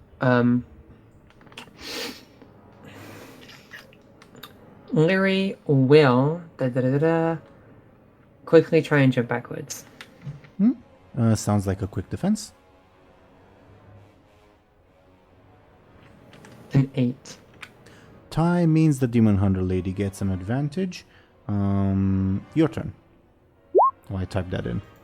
Okay. Lyri will use her Eclipse spell to try and stun this lady and anyone around her. Can you remind me which of your stunts that is? The one where I get to disorient people. Eclipse. Fair enough. Yeah. Yeah, you unleash like a cloud of void energy, and like everyone seems unsure of what's going on. Except for probably like the Fell Lord, who's still like ready to like slam down. But yeah, everyone is disoriented. She can't see. You almost see, you're able to like act unhindered, but you see like a look of frustration on the Demon Hunter's face. Like for whatever reason, even her eyes can't like pierce the magic that you've created. And she just like doesn't like say anything. She just lets out a snarl. And can I use my other stunt to empower my felling blades? I'm gonna try and stay in the fight as long as I can. You can, sure. Okay, and using that, I will attempt to, while she's distracted, blink behind her and stab her in the back with my empowered blades. Sure, give me a second just so I can remember the exact wording on your thing. Your next two. Okay, okay. Yeah, give me a sneaky attack. I'll give you a +2 bonus. She'll defend with her careful. Okay. Do I get a bonus for her being disoriented, or will she skip next turn or whatever? What is the... I leave the choice up to you because it's your stunt. Would you like her to skip her next turn? Would you like her to have a lower defense? What's up? I'll have her have a lower defense. Okay, then I'll also reduce her roll by 3 then, okay? Okay. So that'll be a 13 from me. Did you roll? Okay. Yeah, I got 11. Okay, 13 to 7, that's a 6-point difference.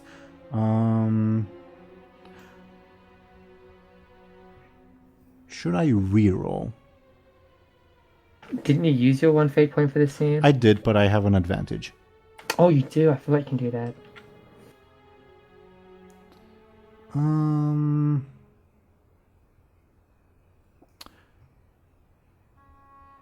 I actually will leave the choice to the players. Like, actually, maybe not Zelris, but Banneret, DoomGoblin, and Thompshire as quote-unquote neutral observers. Should I use my thing to reroll, or should I just improve the roll by 2?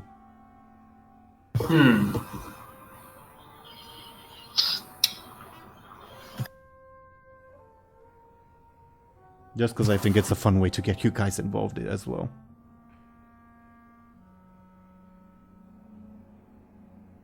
I say reroll. Yeah, sure. Let's see what fate has in store. Okay.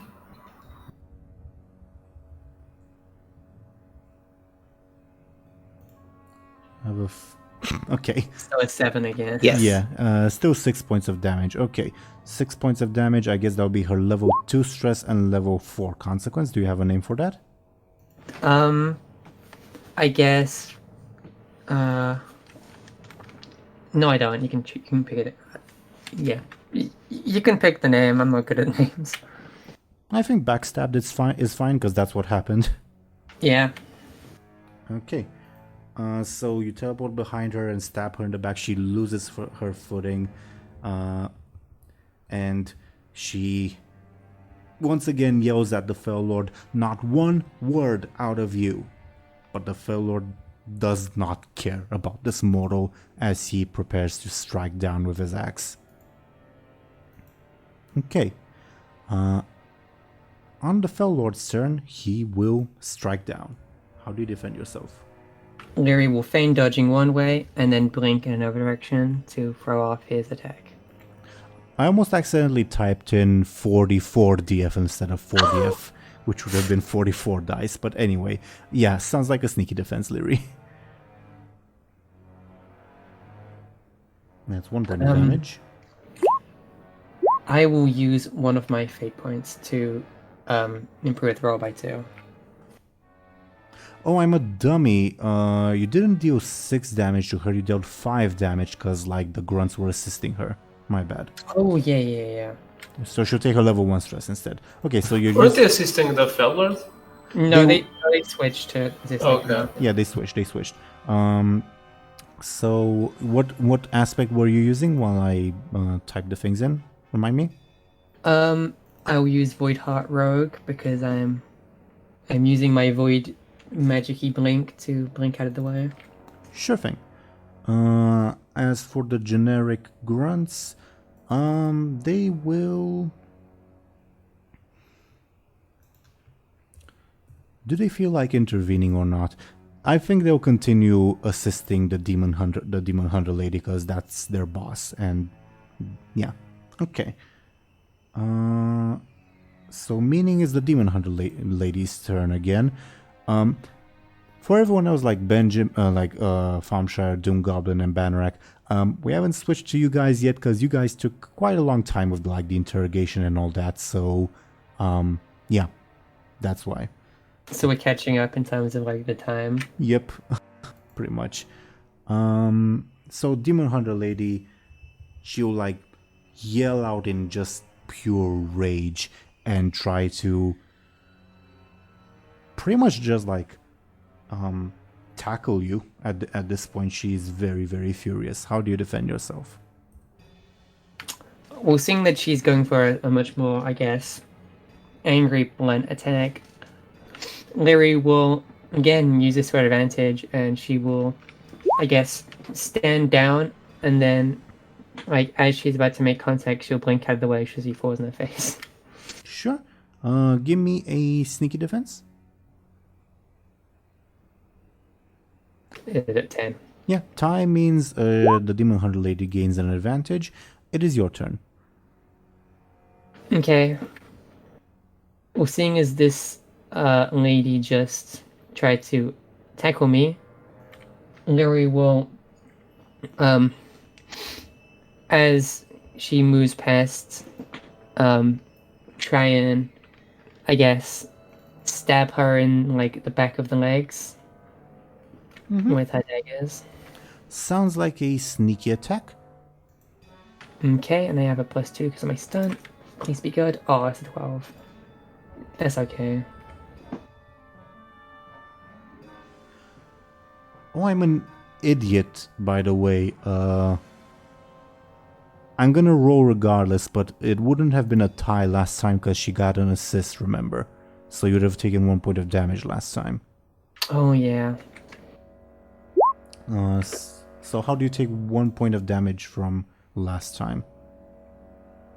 I'll just take my...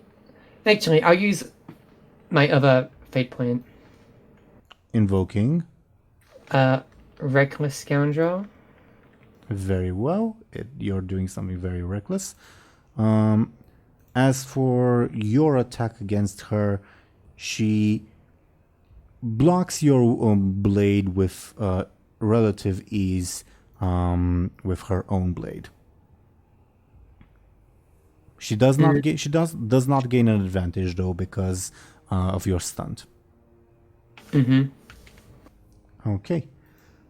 Fell Lord guy slams down with his axe. I will say because you two, like you and the Demon Hunter, are like so close together. If he gets a bad roll, he will damage the Demon Hunter. Okay. Okay. But how do you defend yourself? Lyri will, I guess, seeing the Demon Hunter that lady's right there, she will stick by him or stick by her and then blink at the last minute to try and cause him to hit her. Sounds like a sneaky or clever defense. I leave the choice up to you. 10. Tie means the Fellor gains an advantage. Okay. The Fellor's advantage will be called pressing the attack. He does not hit the Demon Hunter lady, but he does pressure you. Not damage, but pressure. Okay. The generic grunts. Well, they will continue assisting the Demon Hunter lady, but on their turn, that one generic grunt will reach the quote-unquote trap. And you see him pressing a lever. As for Benjamin, Bladebeard, and Buhd, you guys, as you're marching back up to the cells, you feel the ground rumble pretty heavily for like 10 seconds or so, and then it stops. What was that? I thought it was you. Me? Yeah, are you like hungry or? I mean, I am a little hungry, but that beside the point.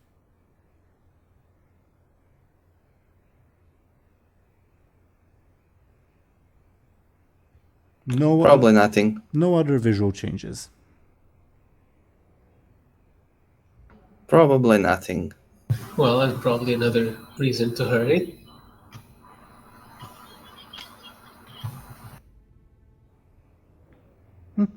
Zelris, are you alright with me like describing something for Benjamin, Bladebeard, and Buhd before we come back to you? Huh? Yeah, sure. Okay. Give me a second.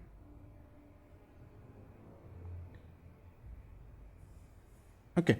So, as you guys return to the prison cells, you will be greeted with a fairly unfortunate sight. First of all, you will see Gurren being pinned down on the ground, as I will put something on screen. Give me a second. As this individual is pinning Gurren down. I don't know if you guys can see the individual. We can Yeah, see. see. Yeah. Yeah, and he says, "Well, nice job, you fools. Now we're all stuck in here." Well, I assume this isn't the part where you tell us you were with the Silver Man all along, is it? Not all along, no, but I was kindly recruited after the incident with, in points at Captain Bladebeard. So did Bladebeard tell me about this? Nope. I don't remember. No, I didn't. I kind of just tilt my head and just go, huh? What? Oh yeah, we met when we came to town. So, Right. the way this is going to work, you hand over 500 gold, the damages for points at his face, or I kill this one and I don't give you the chance to save your parents, was it? Our parents still in the cell? You don't you're a bit far away at the moment. Sorry if I wasn't being clear enough. Oh. Oh. Where are our parents? Seema? Dead in a couple minutes if you don't listen to my demands. We're not carrying big bags of gold. That rumbling you heard. I think they probably have a minute or two left. So the money now. So in what position is Gorin? Underneath, bleeding heavily. Gorin doesn't look like he's capable of combat. Not at the moment. Oh, damn it. He can still provide assists, but not combat itself, not at the moment. Make sense? Alright. I will throw a dagger at Seema. Sounds like a quick or sneaky attack, because he's not necessarily expecting that. Damn it. Wait. How can I describe this forcefully? I throw the big one, the one with the Just throw your sword. Yeah, I throw the void one. Blood's passion, yeah. By the way, above board, when Bladebeard lost his hair and like he never bothered to recover his daggers from the Argentum fight. Oh, didn't I? No, you never said you did. All right. Okay. So you throw your throw Blood's passion at Seema. Can I get a forceful from you, please? Wait, did Seema ever insult my beard or Nope. damaged it? Nope. He didn't? Alright. I believe you. I mean, if someone swings at Bladebeard, they have like a 50% chance of hitting his beard. Sure. 9. So you do nail Seema with the dagger, and it hits him. And like the other guy, he lets out a loud scream of pain before quickly dragging it out of himself and readying himself to fight. So currently we're gonna switch around between the initiative orders. Seema goes, he has a quick of 8, so he would go after Benjamin and Lyri, but before Bladebeard. Okay, everybody? Alright. So we're gonna jump in between the initiative orders between the two sides. So currently, also let me make a note. Currently, it is the Demon Hunter lady's turn, as she will attempt to just slash at Lyri with her glaives. How does Lyri defend herself if Zelris is here? I'm here. Lyri will try to, Lyri will try to charge towards her and parry it, but then the next minute she'll blink a few steps backwards to hopefully draw the attack out before it, before it can reach her. Sounds like a sneaky defense. I would kindly ask you to That's horrible. say out loud what you rolled. 7. Oh no. That is 4 points of damage. I would take my level 4 consequence. Okay. What's a good level 4 consequence? As she you don't time your teleportation right and you still get slashed. So your level 4 consequence will be painful gash because that's what you suffered. Okay? Mm-hmm. Okay. And she says, it can bleed, then it can die. Benjamin, Lyri, you guys' turns. Same goes to you. Lyri will point back at her. I'll let Benjamin go first. Alright, then gets back in our corner. I'll say, well, I feel this has happened more times than it should have. And you'll always have yourselves to blame for it. Well, I'd say Bladebeard, but I'll take it. Time is ticking. Benjamin, Aaran, Captain Bladebeard, First Mate Buhd. But he doesn't know that Buhd is a captain. Oh, I'm not a first mate anymore. I'm a captain now. Whatever. Fight me then, but if you waste too much time on me, I fear that your parents will not have long to live. I doubt do you we'll mean? waste much time on you. What do you mean? He readies his weapons and does not say anything. Just kill him already. Hmm.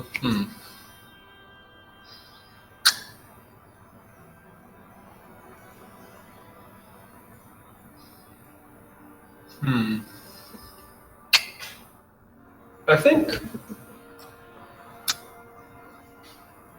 think Benjamin may actually run off. Towards the parents? Yeah. Seema will try to block your path. Alright.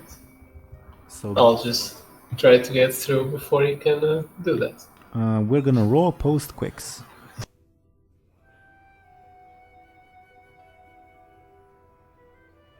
So can I get a quick from Benjamin as well?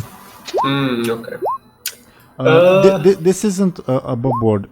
This is not like an attack versus defense. This is just like whether you manage to get past him or not. Yeah, I know. Does my advantage still apply? Depends on the wording. Let's see. Standing your ground. Since I'm standing my ground, I guess I'm ready to do whatever I'm doing. So. Okay, Maybe sure. that. Then I'll say. Yeah, because I allowed Lyri's advantages to pass over, I'll allow your guys' advantages to pass over as well. And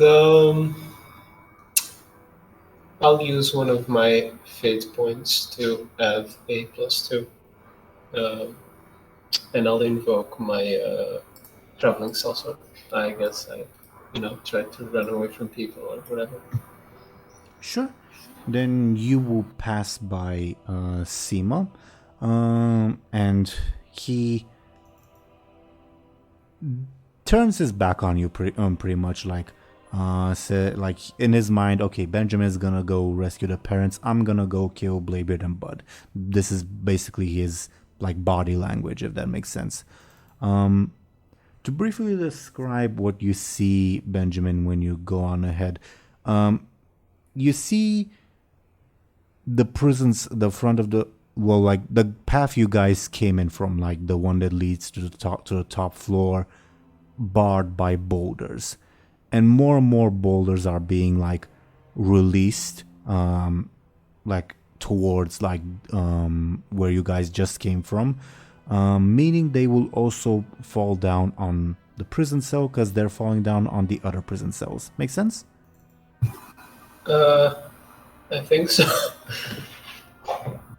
So basically, boulders are falling down from the ceiling from the direction of like the top floor area. Oh, okay, gotcha. I missed that part. Okay, yeah, they're slowly falling down towards you guys, meaning they will also fall down on the prison cell. Okay, so basically it's already impossible to leave through the house thing. Unless you find a way to like dig through the boulders. Okay, gotcha. Also rip Argentum's loot, I guess. Yeah, right. You still have your action, by the way. I guess I'll keep running towards the specific cell they were in. There you will see the three prisoners. I won't put them on map just for simplicity's sake. Elswith and your parents. Bladebeard's mother is, I think, passed out drunk. Your father, Joseph, has a look of concern. Elswith is currently like cradling her knees, panicking. All right. Good news and bad news. Which one do you want first? It's always bad news, says Elswith. All right. Bad news is the ceiling is caving in, and the good news is there's no seal at all, so you can leave. So let's get deeper in, or we're gonna get squished by boulders.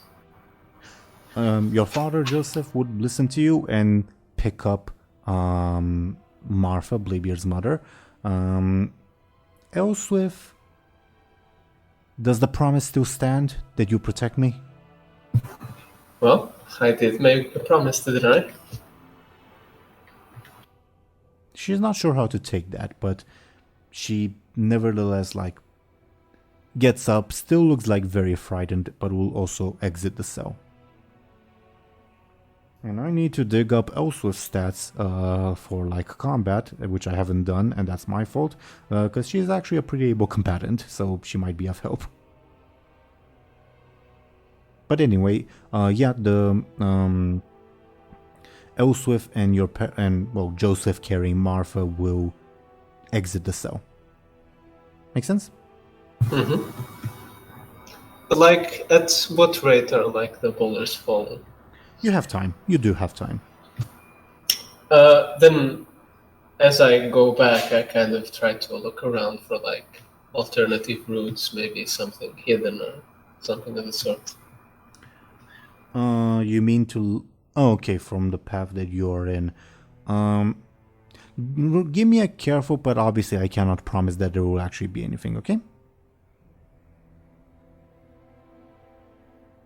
I got a 6, and I assume my stunt applies. Your so stunt an would, 8. your stunt would apply indeed. From this prison-like cell, unfortunately, it's a very good roll, but unfortunately, there is no other path. Sorry to waste a very good roll, but legit, there's no other path.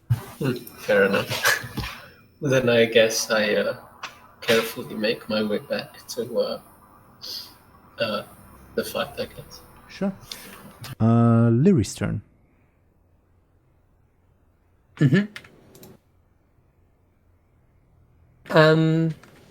Lyri will.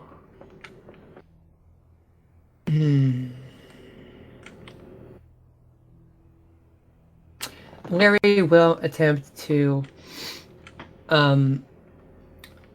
She won't feign attacking from one angle and then blink and attack from that one on the Demon Hunter. Very well. Sounds like a sneaky attack. She'll oppose with her careful.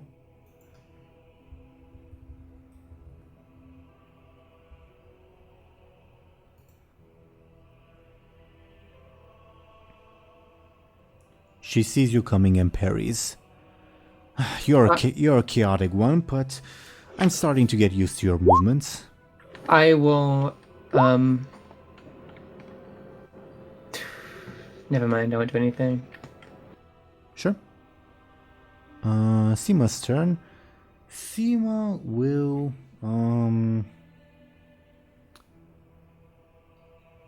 charge in at Bladebeard, but at the last second he will redirect his attack towards Buhd instead.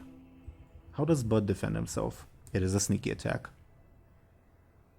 I guess Buhd would already kind of have a stance going, with his cannon and sword in hand, and I guess he would try and block the attack. Sounds like a forceful or careful. I leave it up to you. Okay. And I rolled an 8. Tie means Seema gets an advantage. Bladebeard's turn while I type the advantage in. Alright. I'll go to pick up the Blood's Passion, Sure. and then I'll go back to Seema and stab him with it. Sounds like a forceful attack. Just give me a second. Quick movements. This will be Seema's advantage. But yeah, please roll me a forceful and read out loud what you roll, okay? 8. Okay. And Seema will try and taking a page from Lyri's book, he will try to dodge at the last moment so that you accidentally hit Buhd. Doesn't mean you'll actually damage him, but yeah. For narrative's sake, if he succeeds, you might hit Buhd, okay? Alright. He got an 8. I'll spend a fate point. What are you invoking? A dwarf rogue. Swashbuckling dwarf rogue. Okay, sure. I will allow it. And you're using it to give yourself +2 or to reroll? Let's go with... how much damage they already dealt? To Level Seema? 3 stress, To right? Seema, 3. Alright, wait. Do we know, like, one of his aspects as well?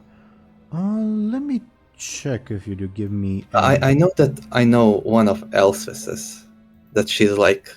Oh yeah, everyone's against her. Give me a second, because I have to look at the big pile of aspects that you guys know. Okay, so this is Elswift's trouble that I'm putting more like in the main view. And also let me make it bigger. The viewers can't see anything at the moment, but I'll return the view in a second. Oh wait, her aspect is the world is crumbling around her, which is literally what's happening right now. Yep, but she means it more figuratively. But yes, I know, but it's funny. Looking in like the little pile of like aspects that you guys know, I don't see Seema. So unless I'm like blind, Alright.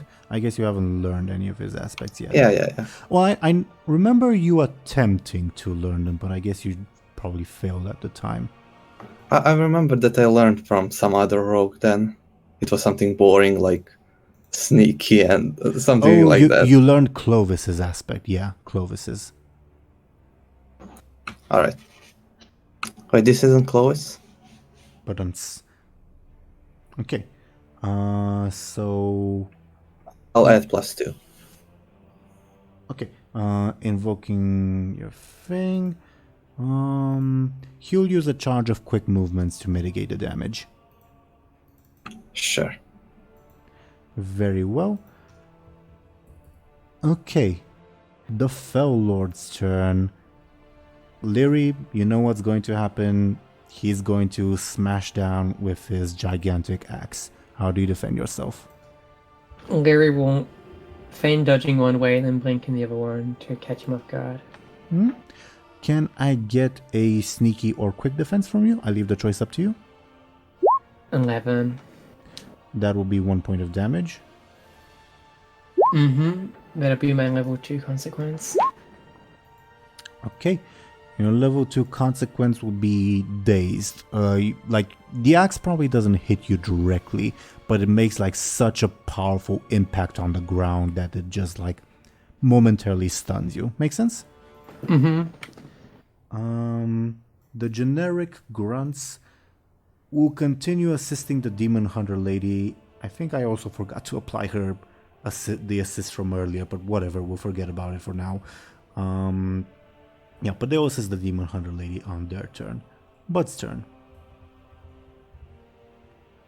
Alright, so I think Bud would rush over at Seema, and he would use his stunt of Throwdown Showdown to pick him up and throw him at a wall. Okay, let me check the wording on your stunt. Once per session. Okay. Yeah, I'd allow you to make a forceful attack with, I think, I'll give you like a +6 bonus. What do you think? I think that's... Okay. And I will... I rolled a 9. I'm still rolling for Seema, but thank you for pointing your roll out loud because it hasn't shown up on my screen yet. Okay, so 15 to 6, that's 9 points of damage. Can he take 9 points of damage? Technically he can, yeah. Seema will take his level 6 consequence and his level 2 and 1 stress, okay? Okay. Do you have a name for Seema's level 6 consequence? Level 6? Yep, level 6, which is again something very crippling, severe. How about Shattered Bones? Mm-hmm. That definitely makes sense to me. As you chuck him into the wall, shatter his bones, he lets out a grunt of pain. Still, like, he yelled out more when he was pricked by Bladebeard's dagger, which I suppose is interesting, but being slammed into a wall just elicits a grunt. 6 shattered bones. Okay. Just typing that in. Okay. The Demon Hunter lady's turn. Zelris, the Demon Hunter lady will try to go in for the sort of finishing blow on Lyri. How does Lyri defend herself? She goes with like her glaives once again. Lyri will feign dodging one way and then blink in the other direction and then blink again just for good measure. Sure. Give me a sneaky defense. I will use one of our consequences. What did you roll? A 9. Oh yeah, she did get an assist. Okay, so which consequence are you using? Any preference? Backstabbed. Very well. She will use your level 2 consequence though to deal the damage. I will use her Broken Horn consequence to equalize it. Now use your level 4 consequence. Uh-huh. And she also has a advantage as well in the bag. That she will use, yeah. Yeah. Um, And I can't think of any useful ways to compel myself. Unless anyone else can think of one. I mean, maybe you're feeling a bit thirsty from blinking so much. I don't know. And what would that be from? Like, what aspect would that even be? I don't see how one could. Also, to everyone, not just to Thompshire, Zelris' stunt like is specific for like items or like weak individuals. I guess the Demon Hunter lady is a little weakened, but it's still stretching the rules a little bit.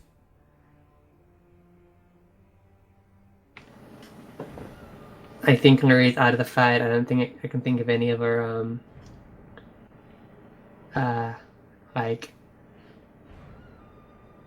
things I can use.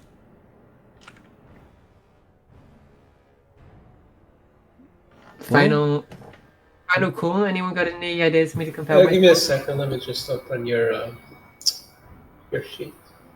Okay, because after this, I'll just admit defeat. I mean, I didn't notice that she had a another advantage. I should have seen that. I should have kept my eyes open. I'm proud of my progress either way. I did good. Yeah, you were fighting like 2 bosses and their mooks just all by yourself, so you did very well. I'm pleased with my progress and what I did. But if anyone could think of, I was planning on using my stunts to disappear after this turn, but I mean, the only thing that comes to mind would be invoking your military bloodline aspect. And what it basically do is basically, military honor, bloodline, whatever. I gotta see this through, so you basically wouldn't be able to run away, which is probably even equally as worse. bad or worse. Mhm. So yeah, that's all I got. Lyri's obligated to accept compels, so do you... Yeah, but I don't know if I want to do that because it's still not enough, and there's this negative thing on top. It would be enough to spare Lyri the quote-unquote fatal damage, not actually fatal, but you know what I mean. Yeah. Well, do you want it? It's all I can give. Well, if Lyri can't run away, I think she's... I mean, I'd let her bide her time, but not run away. Would running away, mean run away from the room, or, what are the rules of that? I mean, I'm not sure if it's too kind to say run away from, this whole taking down the Silver Mane, or if that's, a bit too... I mean, I take it away, but what are the rules of running away? Can I stay in this room? Yeah, I'd say you can stay in the room, but, even if you're not visible, I guess. Okay. So, just for my clarities, because I'm a little bit confused, what's the compel exactly, Benjamin, in your words? It's basically, I gotta go through with this, so I can't run away from this fight, essentially. Okay. In terms of game mechanics, I would disallow Lyri from conceding. Well, conceding in terms of running away, but conceding in terms of surrendering, I would allow. Conceding or using her stunt to escape. But she can use her stunt to attack, if that makes sense. No, I did mention she can use her stunt, but not to escape, just to remain unseen while still being Yeah, that's what I said. Okay. Okay. I'm obligated to take that, and I will take that, and I'll use it. Okay. I would... Well, I kind of lost track, but I think we were of the math, but I think you'd have to use the fate point, and I would use my advantage, which would obligate you to use your fate point, right? If I remember correctly. I think so. Okay, so I'll just delete both the fate point and the advantage, and you escape undamaged. Okay? Okay. Benjamin and Lyri. Well, since it's on Lyri, I might as well go to Lyri now. Lyri will, seeing that she almost got caught out, she will use her stunt to become invisible, and she will try and create an advantage to strike while they're trying to find her, I guess. Give me a sneaky, but I will roll the Demon Hunter's careful to oppose you, because the Demon Hunter can see through invisibility, okay? Mm-hmm. Does my +2 count since I'm doing this in stealth?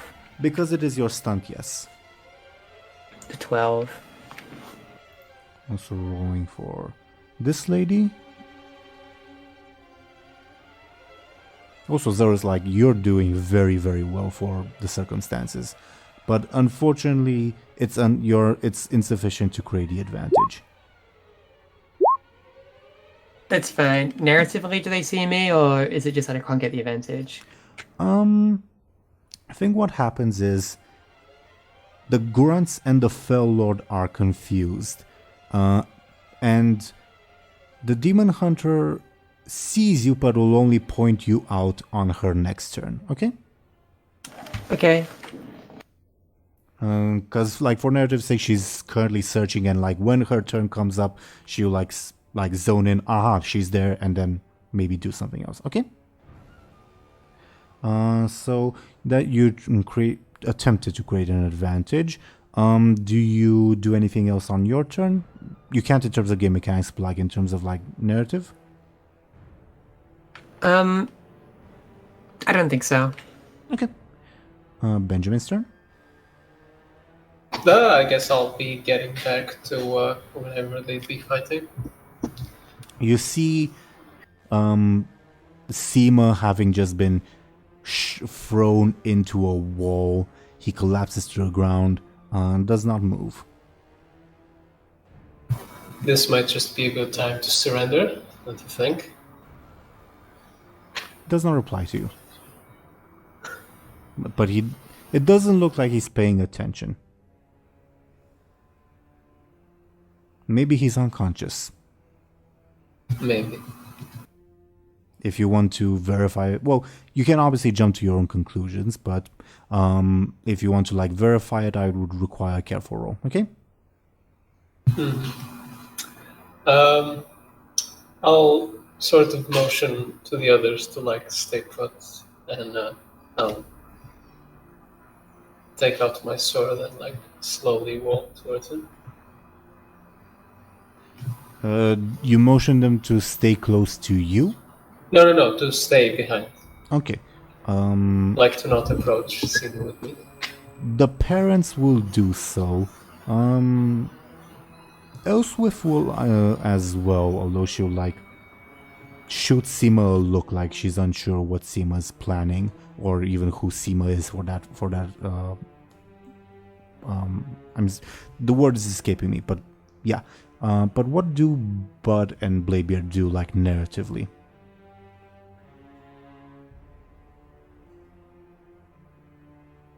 Come on, Benjamin, kill him. Yeah, I think that guy kind of been annoying for a while. Or I will. Bladebeard. You'd kill someone who's already down, says your father. I mean, he keeps coming back just to try and kill us over and over again. We spared this guy a bunch of times. Isn't he dead? Is he? One way to find out. To make sure. Even. Look, Bladebeard, what did you even do to this guy before? Oh, I punched him in the teeth. In the what? In his mouth.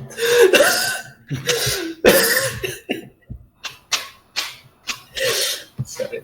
I punched him in his nipples. Is that better? In his tits. Haha. Benjamin's father chuckles. All right. Okay. I guess still with my sword out, I go to check if he's still alive, but ready for the chance this is a trap to stab me or something. Give me a careful roll. This will not constitute your action. Like, you can still act after this roll no matter the outcome, okay?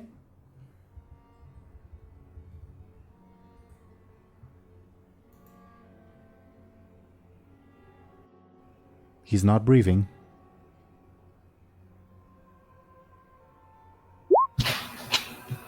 Well, I guess whatever you did is done for good.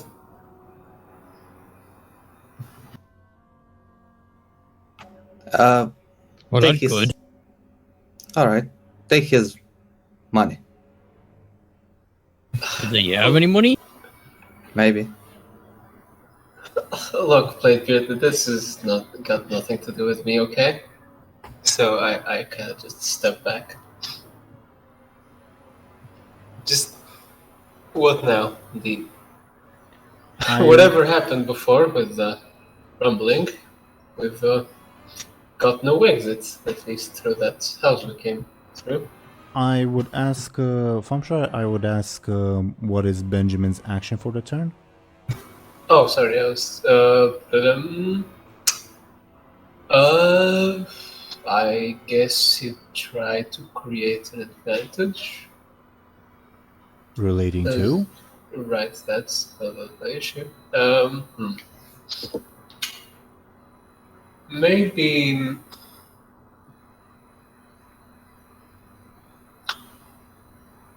something along the lines of like ready to act, but not necessarily in like a physical way, I guess. And more as in, oh, okay, we decide something, let's do it or whatever. Can I get a careful from you, please? Yes. Yeah, you're probably like a little bit frazzled by the whole situation. Okay. Yeah. Seema's turn. He will stop playing dead and try to stab Benjamin in the back after he turns away. Oh, shit. Right. I kind of try to sort of spin to the side, like pull out my sword to be ready to attack whenever my turn is. Sounds like a careful defense, I think, the way you're describing it. I mean, is it? I have to spin very fast to get away from the attack. Okay, I can accept a quick.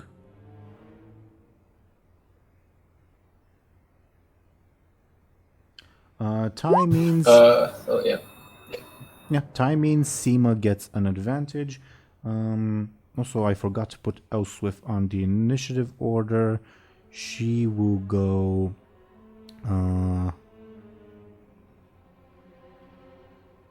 Actually, right. Yeah, right after Seema, because she has a quick of 7. Right, I should have learned to double tap from the undead. Is he undead? Did he rise from the dead? No, Bladebeard. How do you know? Stay down, filthy zombie. Is he a zombie? I will enjoy gutting you, Bladebeard.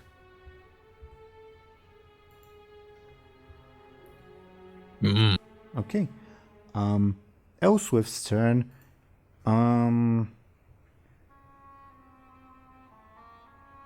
Yeah, I think she will throw a frostbolt at Seema.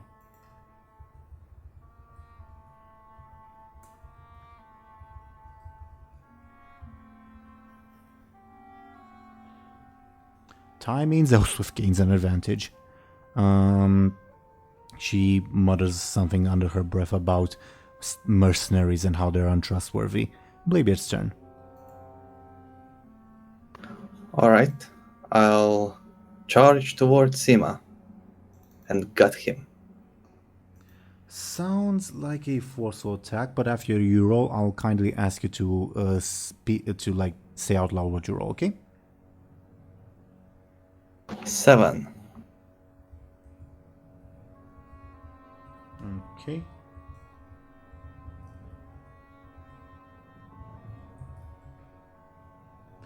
Okay. He will try to dodge out of the way.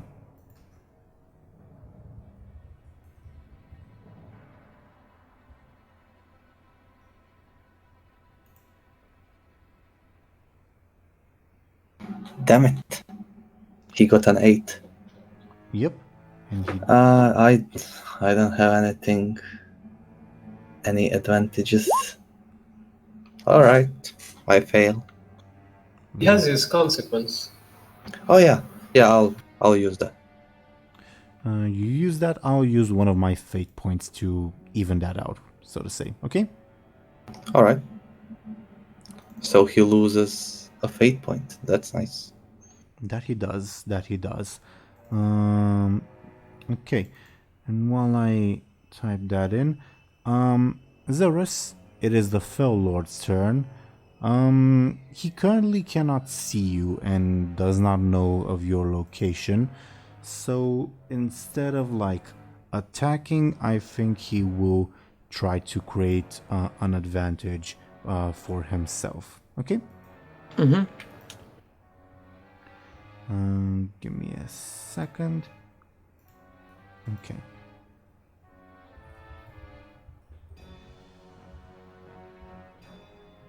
He's basically getting ready to jump to wherever you appear from, and he succeeds in getting his advantage. He gains another charge on pressing the attack. The Silvermane grunts will probably assist the Fell Lord in this endeavor, like in striking wherever you pop up from at. Okay? Mm-hmm. Bud's turn. Bud would move to throw his cannon at Seema's head. Okay, that sounds like a forceful attack. Alright, that's a 6.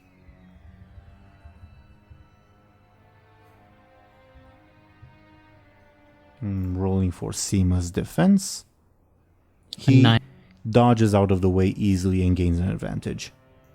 Oh. Okay. The demon... well, actually Gurin's turn, but I said Gurin is currently unable to do much except assist. He will grunt encouragingly at Bladebeard, I guess. Alright. The demon hunter's turn.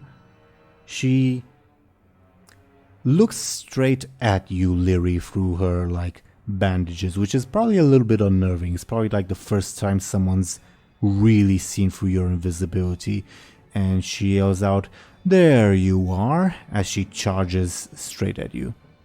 How does Lyri defend herself?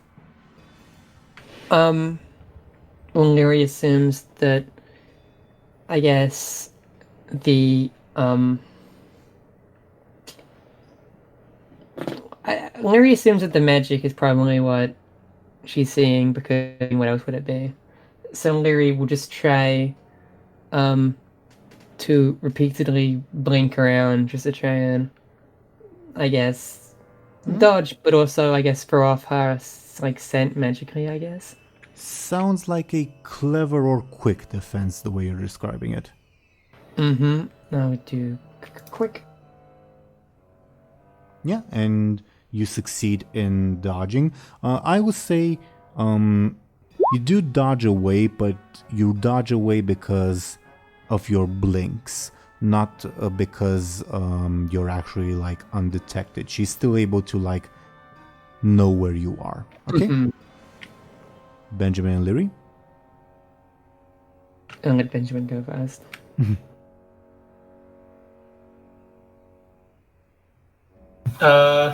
Okay. Seema's last round, you attacked me, right? Yep. Okay. So, like, right after I spin away from his strike, I kind of swing down as fast as I can to try to catch him and guard it.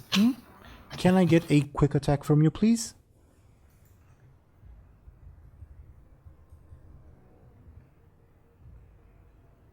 I got a 9. Or an 11, since he's the only... Oh, that's true. Yeah, very good point. 1 point of damage, that would be his level 2. But I'll use quick movements to mitigate that. Because taking any damage would be very bad for me. For Seema. Fair enough. And he says, "You've gotten better than last time." Well, I wish I could say the same for you. True. True. Lyri's turn. Can I compel myself? Sure, if you can think of anything. Can I compel my sadistic instincts thing? Okay. That this demon hunter has attacked Lyri multiple times, and Lyri wants to make her suffer, so Lyri will only target the demon hunter from now on and ignore everyone else, regardless of context. Wasn't that what you were doing already? Maybe.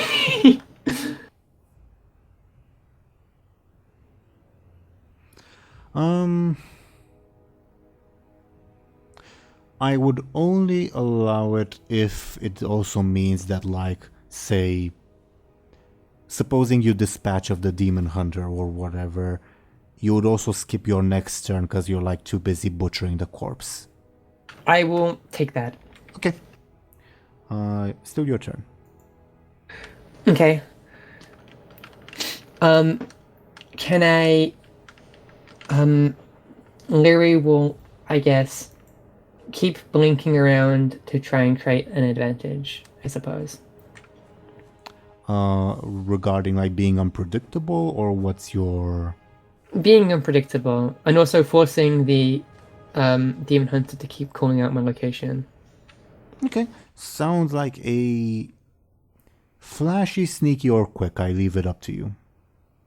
What is their way sneakies this time? I should really just roll quick instead. That's sufficient for a charge. Okay. Um, I'll add one more to unpredictable movements. Very well. But yeah, as you said, she will call out. Well, not just call out wherever you teleport to, but she'll, like, try to, like, dash to wherever you're going as well. So there's also, like, this visual indicator. Yeah. Okay. Seema's turn. I think in this situation, Seema only has one option. Because he knows he cannot take on, like, all three of you plus Elswith at the same time, plus whatever's left of Gurin. So I think Seema's only choice is, I think, to go for one of the parents. No! That's foul. Benjamin and Bladebeard, like, you are next to Seema, so as he makes a dash for it, you have the opportunity to stop him if you'd like. To, like, intercept, if that makes sense. Yeah, I try to, like, put myself in front of him or something. Yeah, same. Can I get quicks from both of you then? To oppose his? Ooh, I might... if we tie, that means he succeeds, right? At the negative cost. Technically, an overcome roll. No, it will mean it's usually players doing the overcome rolls, even though this is like a weird rule. I would say it will mean Benjamin succeeds at a slight negative cost. Okay, I can live with that. But I will use a fate point because this is really Seema's only hope. And I'll use one of mine. What are you invoking? I guess I'll invoke Traveling Saucer. I stopped people from running away before. I don't know. Okay, you've acted as like a lone shark before, sure. Okay, so this means you succeed at a negative cost. The negative cost... I think it's that maybe you're like off balance and you suffer a malice on your next attack. Is that alright? Sure. Okay. Since you stopped Seema, I think he will... His only choice is to try to stab you, Benjamin. I mean, fair enough. How do you defend yourself? Since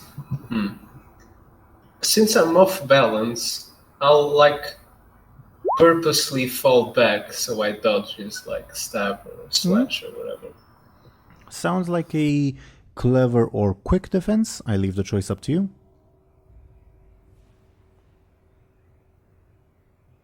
I got a 7. Tie means Seema gets an advantage. But I'm not even gonna like type that in because I think Seema would concede the fight. He knows he has no chance against like all three of you plus Elswith.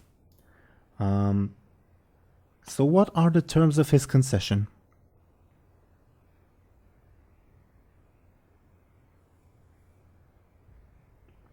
Is never turning his blades against us ever again too much to ask? I think that's fine. He's more interested in self-preservation than revenge.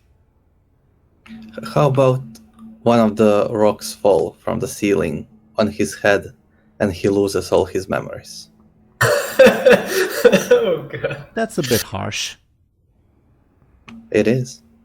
Well, I mean, it's a bit too harsh for just a concession.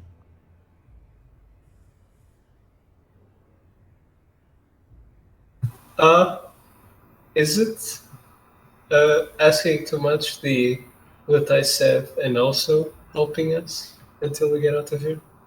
It's self-preservation. He needs to get out somehow, right?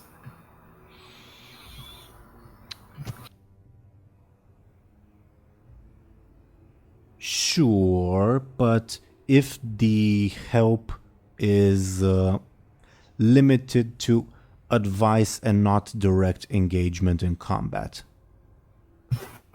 I can live with that. Okay.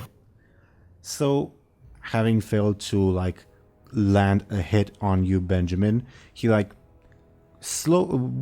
a little bit and assumes a guard position. But then, as he sees all three of you plus Elswith closing in, he drops both of his glaives. Welcome back, Bannerack. Actually, now that you're back, Bannerack, Seema is conceding. Do you have any terms that you'd like to impose on him? He leaves us the fuck alone. Okay, that was already agreed upon. Okay. Okay. He leaves Bud's ogres alone, too. Alright, there we go. Just in case. I'm not sure he was ever aware of the ogres. But well, sure. But sure. You gotta make sure, just in case, you know. So, that guy is following us everywhere, so he might find a scapegoat. Sure. So far, the terms are leaving you guys alone, leaving the ogres alone, which is fine as well, and providing minor assistance in this dungeon in terms of advice and information. In terms of narrative, as I said, he withdraws for a little bit and then sees you guys closing in and drops his weapons and puts his hands up and says nothing. I sort of slowly get up. Alright, that's a start. Dummy. He kicks his weapons in the direction of you guys to signify that, yeah, he's really conceding this time and he's not feigning. Could be a trick. Well, I'm sure if he does a trick for a second time, we won't be so nice, so I think we're good this time. And I'll grab the blades thingies. I say you should just dispatch him, says Elswith. These mercenary types cannot be trusted. What kind of agree? He keep coming back and stabbing us in the back and being a jerk. I will not do so anymore. Our grudge is forgotten. Is that fine? They better be. Your word means next to nothing to us. Oh, actions. Maybe he gotta work for us now. I can tell you how the other way to get out of here. That worked too. Okay, yeah, tell us how to get out of here. That's some. You're not going to like it. There is a portal at the end of this complex. It leads to a house in Stormwind owned by, I think it was your cousin, uncle, looks at Benjamin. Why didn't the Stormwind guard seize it after he went to jail? Shrugs. Do I look like... Because they're idiots.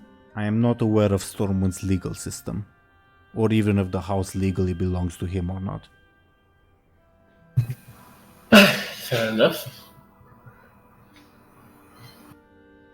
Well, I guess we'll have to make our way then.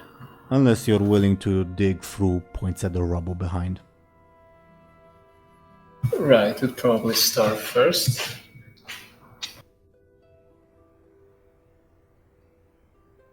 I would like to help Gorin get up. You help Gurren get up. He stands up on his two legs, no expressionless, doesn't show any signs of pain. But still, Are you alright? But he still has like a bloody nose. And you ask him if he's alright in Dwarven? Yeah. He says, "I taken by surprise. Yeah. How did you allow that? I have a careful of 0. He has a sneaky of 9."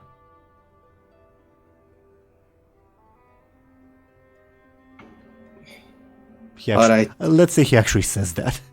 Yeah. Just for comedy's sake. Well, I'll... Whatever. Just pick up your hammer and follow me. He does, and does so. And we'll be able to assist you in future combat. Assist? Assist, Or like assist, actually fight? as in actually fight. Alright, great. Shall we check in on Lyri? Sure. Zelris, are you with us? Mm-hmm. It is the Fell Lord's turn. As like continuing to like receive information from the Demon Hunter, he will smash down on where he thinks you'll blink at next. How do you defend yourself? Do I notice that he's kind of... Oh yeah, he's slow and lumbering. So I notice that he's definitely not swinging where I'm at now. Sure. But the attack is still... The roll is still a 12. Okay. Lyri, I guess, will try and blink underneath him too. So he definitely cannot strike there. Thanks. Yeah, sounds like a sneaky defense. Oh, that's impossible for me to fix. Wait, it's not if I spend both my fate point and my advantage, I think. Also keep in mind that the Fell Lord is receiving an assist. He has an assist and he has a ton of advantages, yeah. That he does, yes. Okay. I'll use my fate point and Void Heart Rogue, and I'll use my unpredictable movements, and I'll use the consequence I gave him, and I still don't think that'll be enough, but I might as well try. Okay, so let me do the mental math again. So fate point brings you up to 11. He has 13. His consequence brings you to a 13, meaning a tie. And what else were you using? Your unpredictable movement. Yes. That'll be a 15. He'll use his 2 advantages to deal the damage to you, which is a 2-point difference over. And I cannot make up for that, so Lyri is out of the fight. But because of the manner, because like he was swinging at where he thought you were gonna be next, so it's not a direct hit. I think it basically means that like his blow is so powerful and lands nearby that like it probably makes you like trip and take a bad fall, and you're probably like temporarily knocked out. Yeah. As for the level 6 consequence that you will suffer, something like fairly severe. I imagine you hit your head fairly hard. Is a concussion worthy of a level 6 consequence above board? What do you guys think? Can't they like mean you can't like move your legs for a while, whatever, if you got a bad one? I've been concussed before. You have? Oh, I'm sorry. No, it's fine. It was when I was like 14. But I guess if she suffers enough consequences from it, it can be a level 6 consequence. Okay. Call the level 6 consequence debilitating concussion. Makes sense? I think that's vague enough. Mm-hmm. Okay. And I deleted the advantages for simplicity's sake because both combats are over. Lyri is momentarily knocked unconscious, so she is not gonna see what happens next. Fair. I'm unconscious. But still, she did very, very well. I'm also gonna delete the Fell Lord's level to Consequence and Stress because that would heal. But yeah, I think we can have maybe like one more scene with Benjamin, Bladebeard, and Buhd before we end today's session. What do you guys think? Sure. Okay, so you guys with the NPCs in tow, I presume, continue on your way. You'd reach the quote-unquote Minesweeper room. You don't hear sounds from the east. What do you do?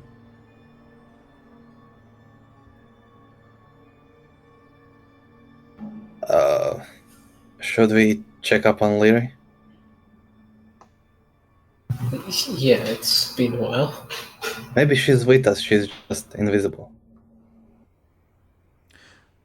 DoomGoblin? May I offer you a compel? Sure. I would like to compel your professional kleptomaniac aspect.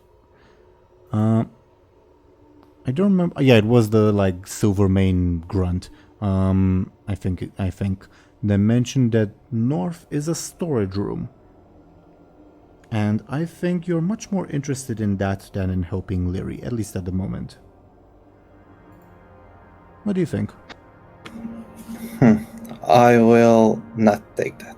Very well. Okay. Also, so you lose.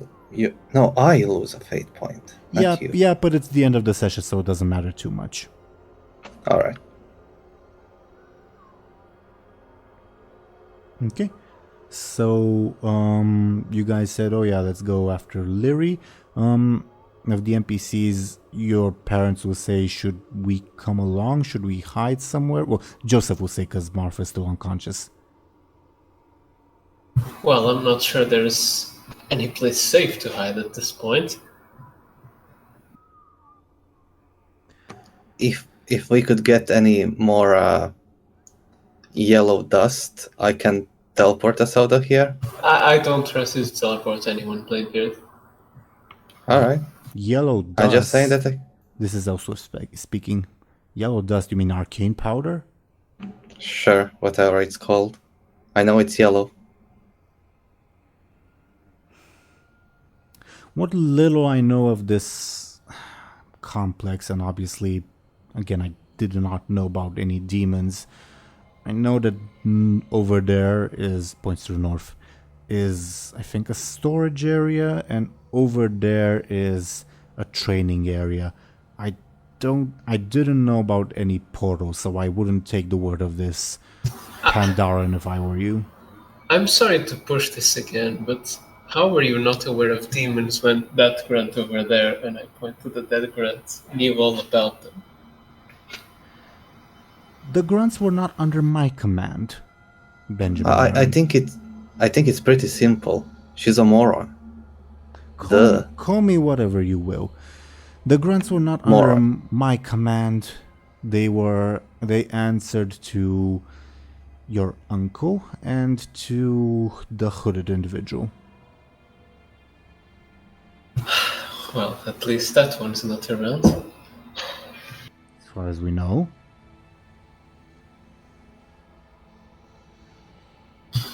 Well then, what's the plan?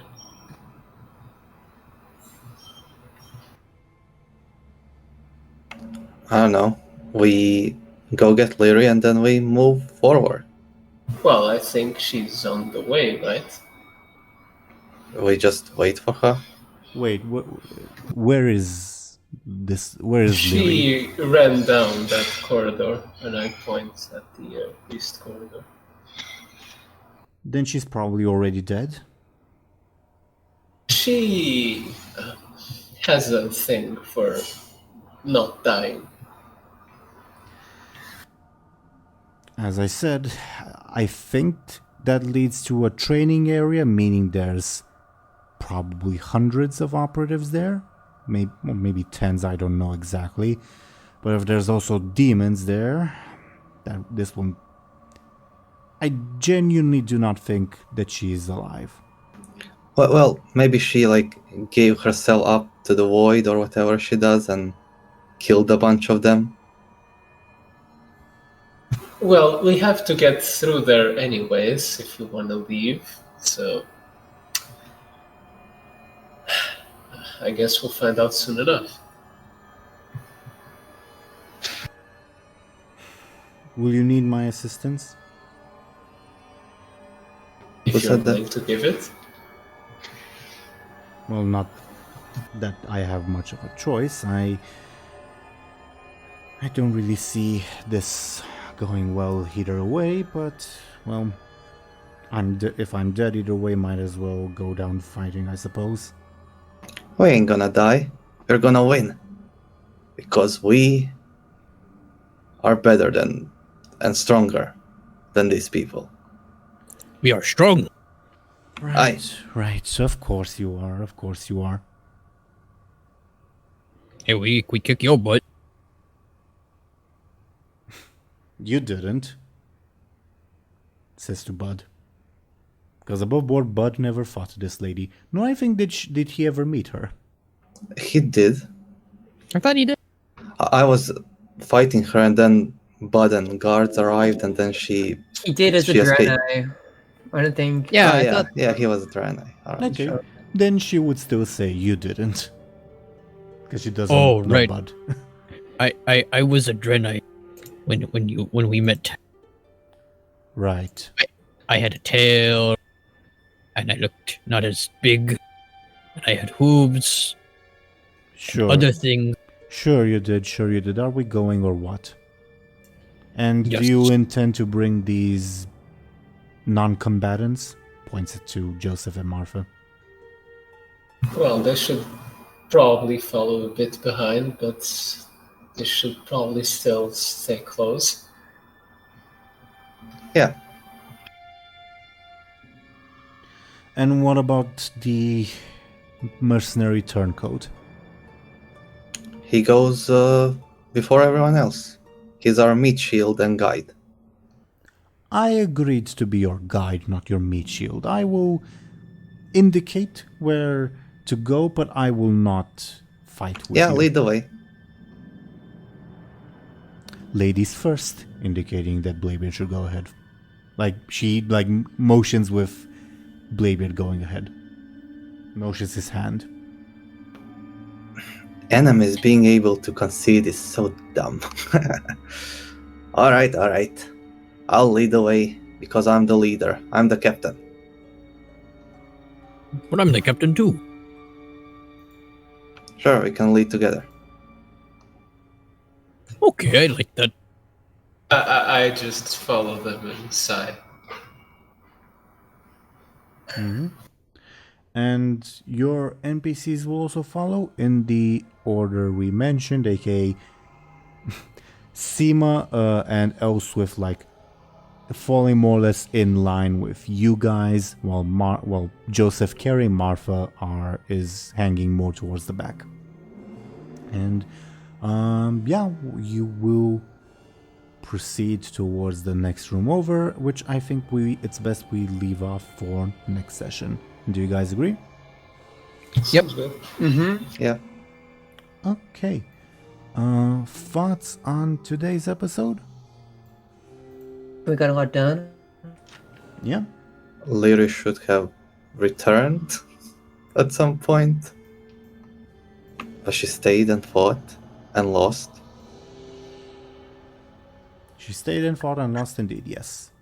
But she did pretty well, but still, she shouldn't have gone alone. She did, I'm- she did do very well. I'm surprised no one tried to compel Buhd with Friend of the End to Because go. we with don't Lyri. want you to die. That's why. Apparently, I was like, Bud's like here, I'll help out Lyri, and no one's like, no, you do leave Lyri alone. I tried Lyri. I tried my best with Buhd. Mm-hmm. Yeah, I was when Buhd was talked into not helping. I have a lot of confidence in like Zelris' ability as a player, but I like cringed a little. Like, you really are throwing Zelris to like face two bosses in a room full of mobs all by herself. She brought it upon herself. It's like the third Yeah. time, you know? Enough is enough. I mean, Was it I mean, to be fair, you guys literally said let's go down the corridor, and then decided to go against that and go down the other side we just came from. I mean, Look, it was just going to be an in and out thing, okay? Then Seema showed up and things started to break apart, you know? Well, life is unpredictable like that, you know? you didn't give her no warning or anything. So. I even had you the also ability- ran in with no warning, so who are you to judge, huh? I mean, we were going in that direction, so Lyri was right to think you guys would come to our rescue. I even had Bud say like she's probably gonna get like fellified or something, or we're gonna have to rescue her. Which You know, last time you berated us for trying to save you, and now you're saying, "Oh, you should have come and saved me." I don't know. To be fair, one time she literally left, knowing that she knew you guys wouldn't come after her. This time she thought you would. So Yeah, I mean, choices were made. I'm not going to like criticize or say, "Oh, you guys should have done this" or whatever. Choices were made.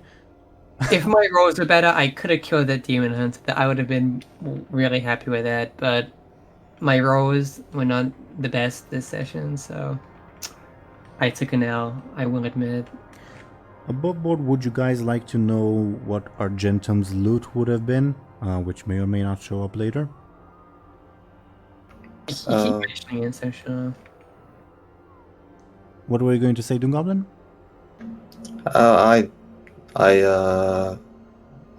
don't want to know. Didn't we loot him, though? No, we didn't. You did not know. Bud jokingly said we should loot him, but you guys didn't. what I jokingly Yeah, you jokingly said last time, "Oh yeah, we should loot the guy," and nobody listened to you, so you guys didn't. Oh yeah, I did have Bud say that. He was alluding to, yeah, let's loot the body, and no one did it, and I was like, okay. Because usually Bladebeard's the one who loots the body, so. Yeah, that time I forgot. All right. You're busy drinking alcohol. Okay. DoomGoblin, if you don't want to know, then I will not reveal it. That's perfectly fine. I mean, if others want to know, I don't mind. No, I'd say keep it a secret. Okay. Okay. Okay. Duly noted. But yeah, I don't know. Like this session, a lot of stuff happened, but not a lot of like, I don't know, deep, insightful stuff, I guess. So I guess there's not a lot of things to really talk about. Unless you guys have like any opinions or anything you'd like to add. I don't think so. Yeah, who is that goblin, like, last session? I kind of missed that. But Wait, was that even on, like, recording the first time? I don't think it was. Wasn't it before we recorded? for the viewers, this is like a bit of an, I guess, inside joke. We briefly alluded to like the goblin not being an actual goblin in the like intro discussion thing of the episode before we like actually started recording. Fun stuff. Anyway, yeah, the goblin's not around. They won't be around. Yeah, not much else to say. Rest in peace. Sure. They might be back, because, you know, demons and all that. I don't know how, like... Because I haven't played Shadowlands, I don't really know how, like, Dreadlord's dying works, like, because I'm sure it's been retconned and all that. But I'm sure they will be back. I mean, I think it's the same. It's the same. Yeah, because, like, if they take in the Fel, they become demons anyways, right? Yeah. Okay, so... then Icarius will be thrown into Antorus.